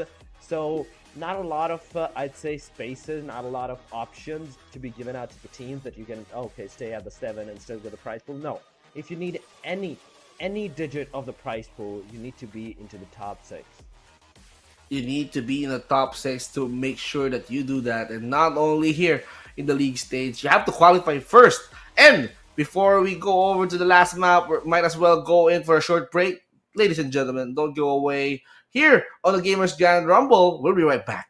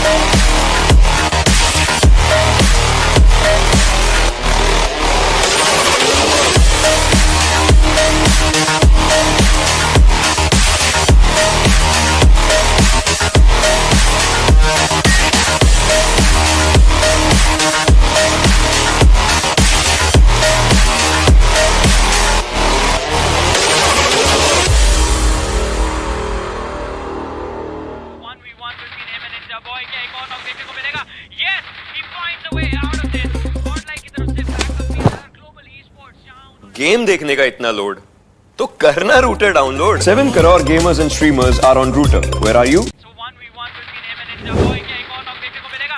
Yes, he finds a way out of it. और like की तरफ से backup भी आया esports. Game देखने का इतना load तो करना router download 7 crore gamers and streamers are on Router. Where are you? So 1v1 between him and Ninja Boy. क्या एक और नॉक देखने को मिलेगा? Yes, he finds a way out of it.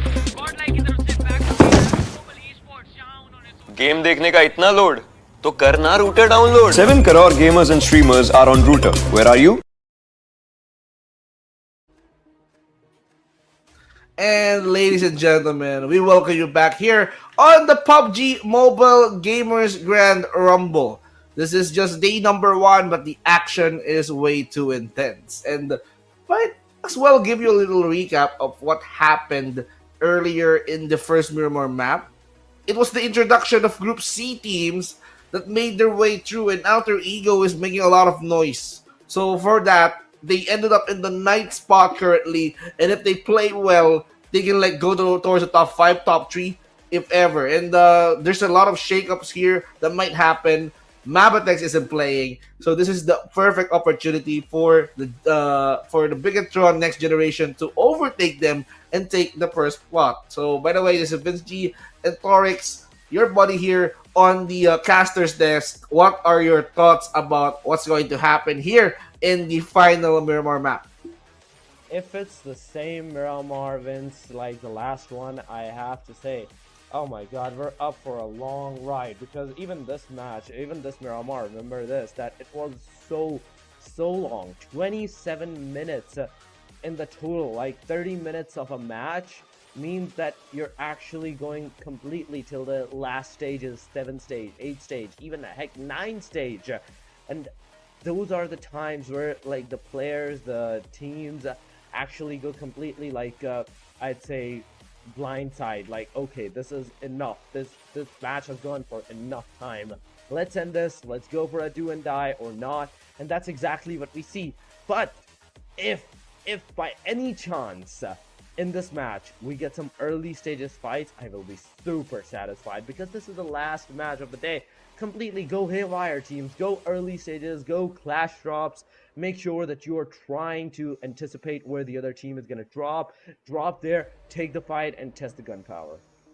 Well, it's going to be all about testing out, but you know, some of these teams right now is now trying to catch up a little bit. You know, it's all about trying to risk it out. I've seen a lot of teams here like Sem9, of course, playing so aggressive at the start. So they managed to at least produce a good couple of points, but still not enough. They just need to balance it out. They need the placements as well. They did not survive for too long.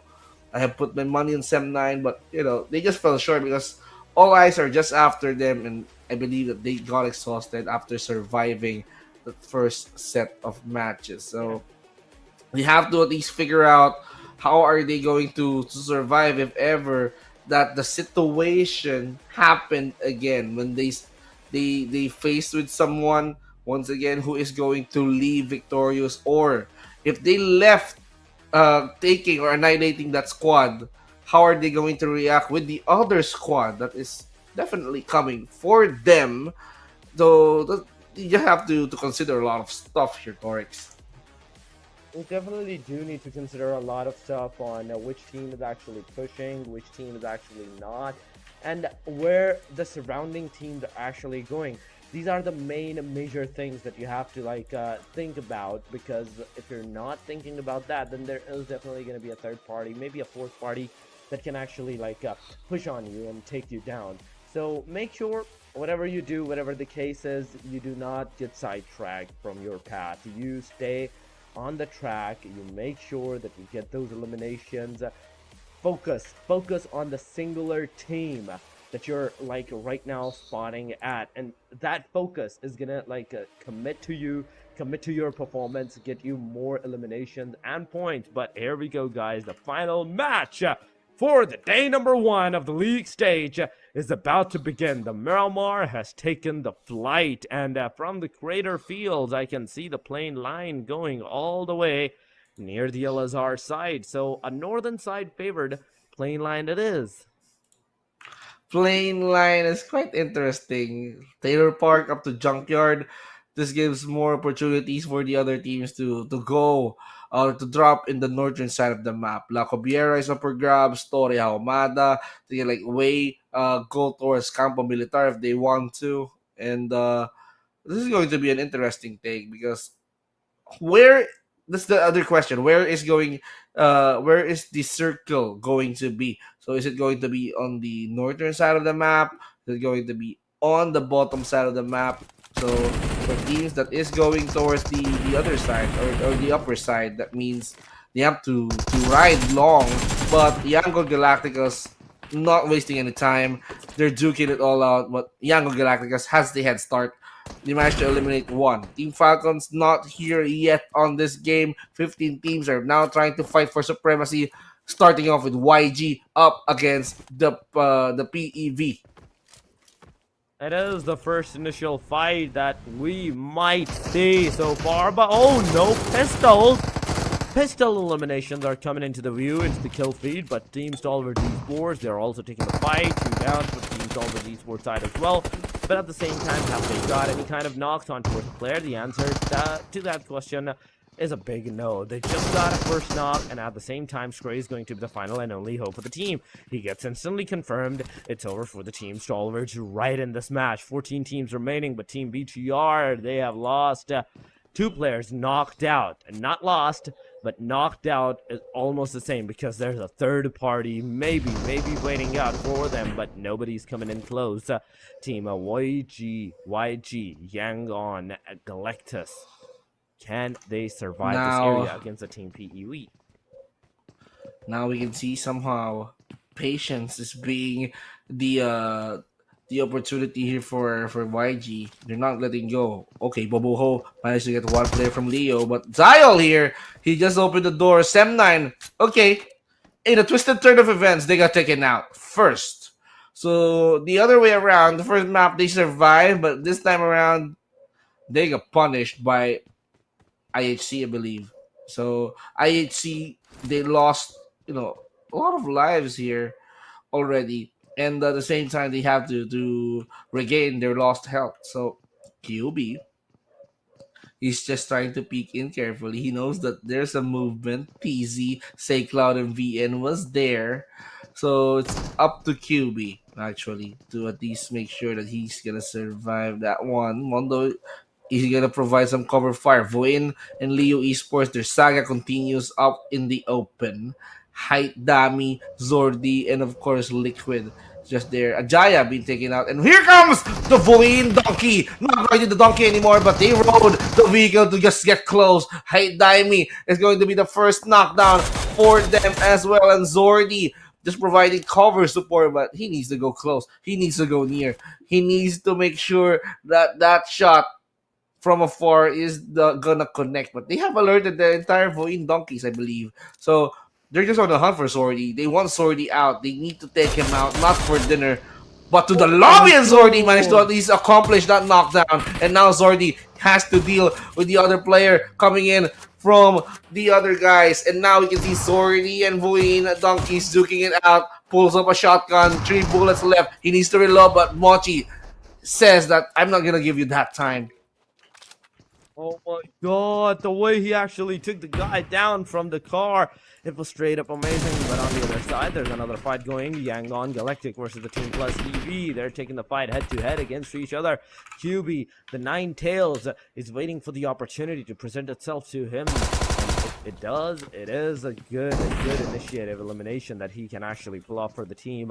PEV so far has lost one of their players, so getting some eliminations here is definitely going to be like not a piece of cake. They really have to struggle for that because of the disadvantage that they have for themselves at this point. YGS Yangon is also 3-man squad in that same building. The 4th player, look at that, he is super far away. So is the Team PEV's White. So meaning, even though that it is a 3 versus 3. The 3 versus 3 is actually a 3 versus 2 if you're talking about the same buildings at this point. They need to like push together if they want some elimination towards the team Yangon Galacticos, but White, oh my god, he has been spotted, he has been shot at, and from this point onward, White has to be careful on how he's gonna peak, because if he peaks any more than he is already giving, then that means there might be someone waiting out for the opportunity to take him out. QBS. He's not moving towards his position, he's just staying there. He's pulling up a mannequin challenge. TZ not being alerted. They know that something's up. They know that someone is there, but they're not quite sure. They need to check the area out. But the AK on hand, okay, QB says, screw it, I'm gonna walk. Rosemary managed to at least fire them shot off, and now the smoke being played, lane out towards his position. QB needs to at least find another one, but Alva, look at the big gun that he has, managed to punish down Knight, and here comes Romeo Boy, and now the spray, blindly spraying towards his opponent, but what's going to be the next thing that he's gonna do? Alva punishing down Knight, and now we can see TZ has the information. He knows! Oh no! I don't know what happened to that guy, but he should be alerted. SayCloud goes in for the finish. Mondo got taken out. QB as well. I believe PEB is on their last draw. PEB, where is the final member? Where is the final member? That is White. Actually, he's far away. He's safe, but is he gonna be safe? My White here managed to punish down SayCloud. He needs to confirm that in order for him to at least drag him before he got taken out as well. TZ. Is he gonna go from the back? This is gonna be exciting. That is the main thing that I actually talked about, that White needed to be together with the team if they want to had a chance against them. But this guy was staying super far away, and that actually costed him at this point. From this point onward, White, the solo hope for the team, he has to do everything in his power to make sure that his team is thriving, his team is surviving till the very end, and he's actually getting some eliminations on towards the other team as well. He's getting some elimination for the team, but Yangon, they're coming in close. They are unaware of the dangers in their closest vicinity.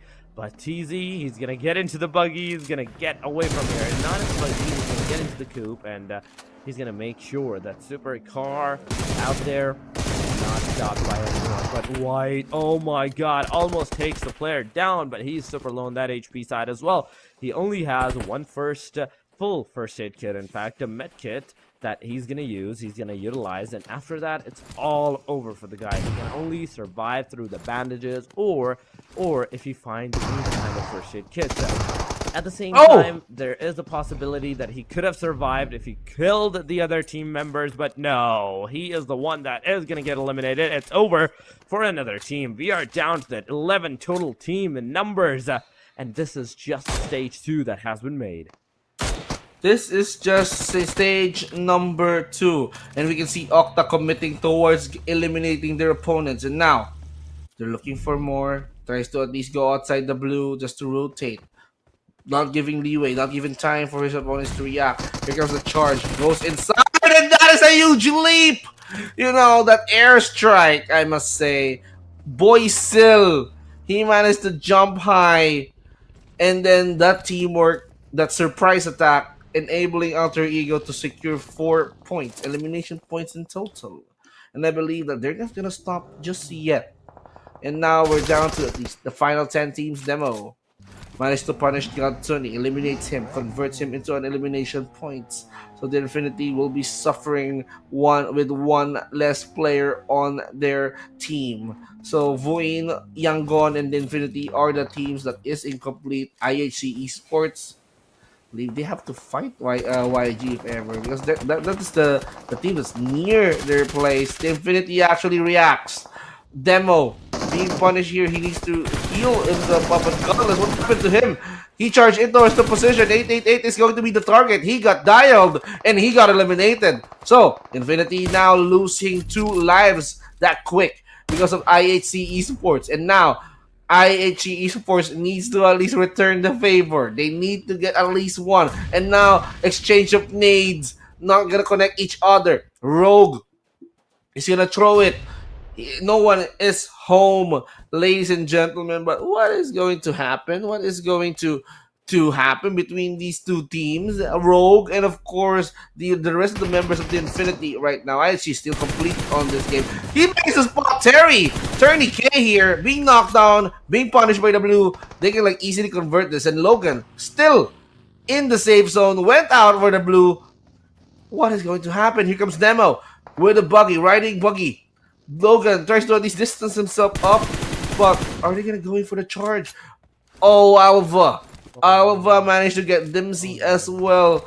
I must say, they need to prioritize their own safety. They need to get in the circle, just like what Logan did. Oh, definitely. They need to get into the circle as soon as possible. ASAP. There is no other way. I repeat, to get into the circle as soon as possible. Oh my god. Are they getting those eliminations with the car once again? Am I seeing the same thing as you, Vincent? But at this point, on the other side, inside of that circle, we are also seeing some kind of casualties going around. The players, the people are getting finally against each other into the action, and the action is going to bring out a huge reaction to many of the team, many of the players, and the elimination side. But that elimination side still can wait because the fight is not like gone to a complete halt. The fight is still going on. The fight is still continuing. Everybody's trying. Everybody's making sure that they are staying in the safer side. Nobody is kind of like out in the stray open where they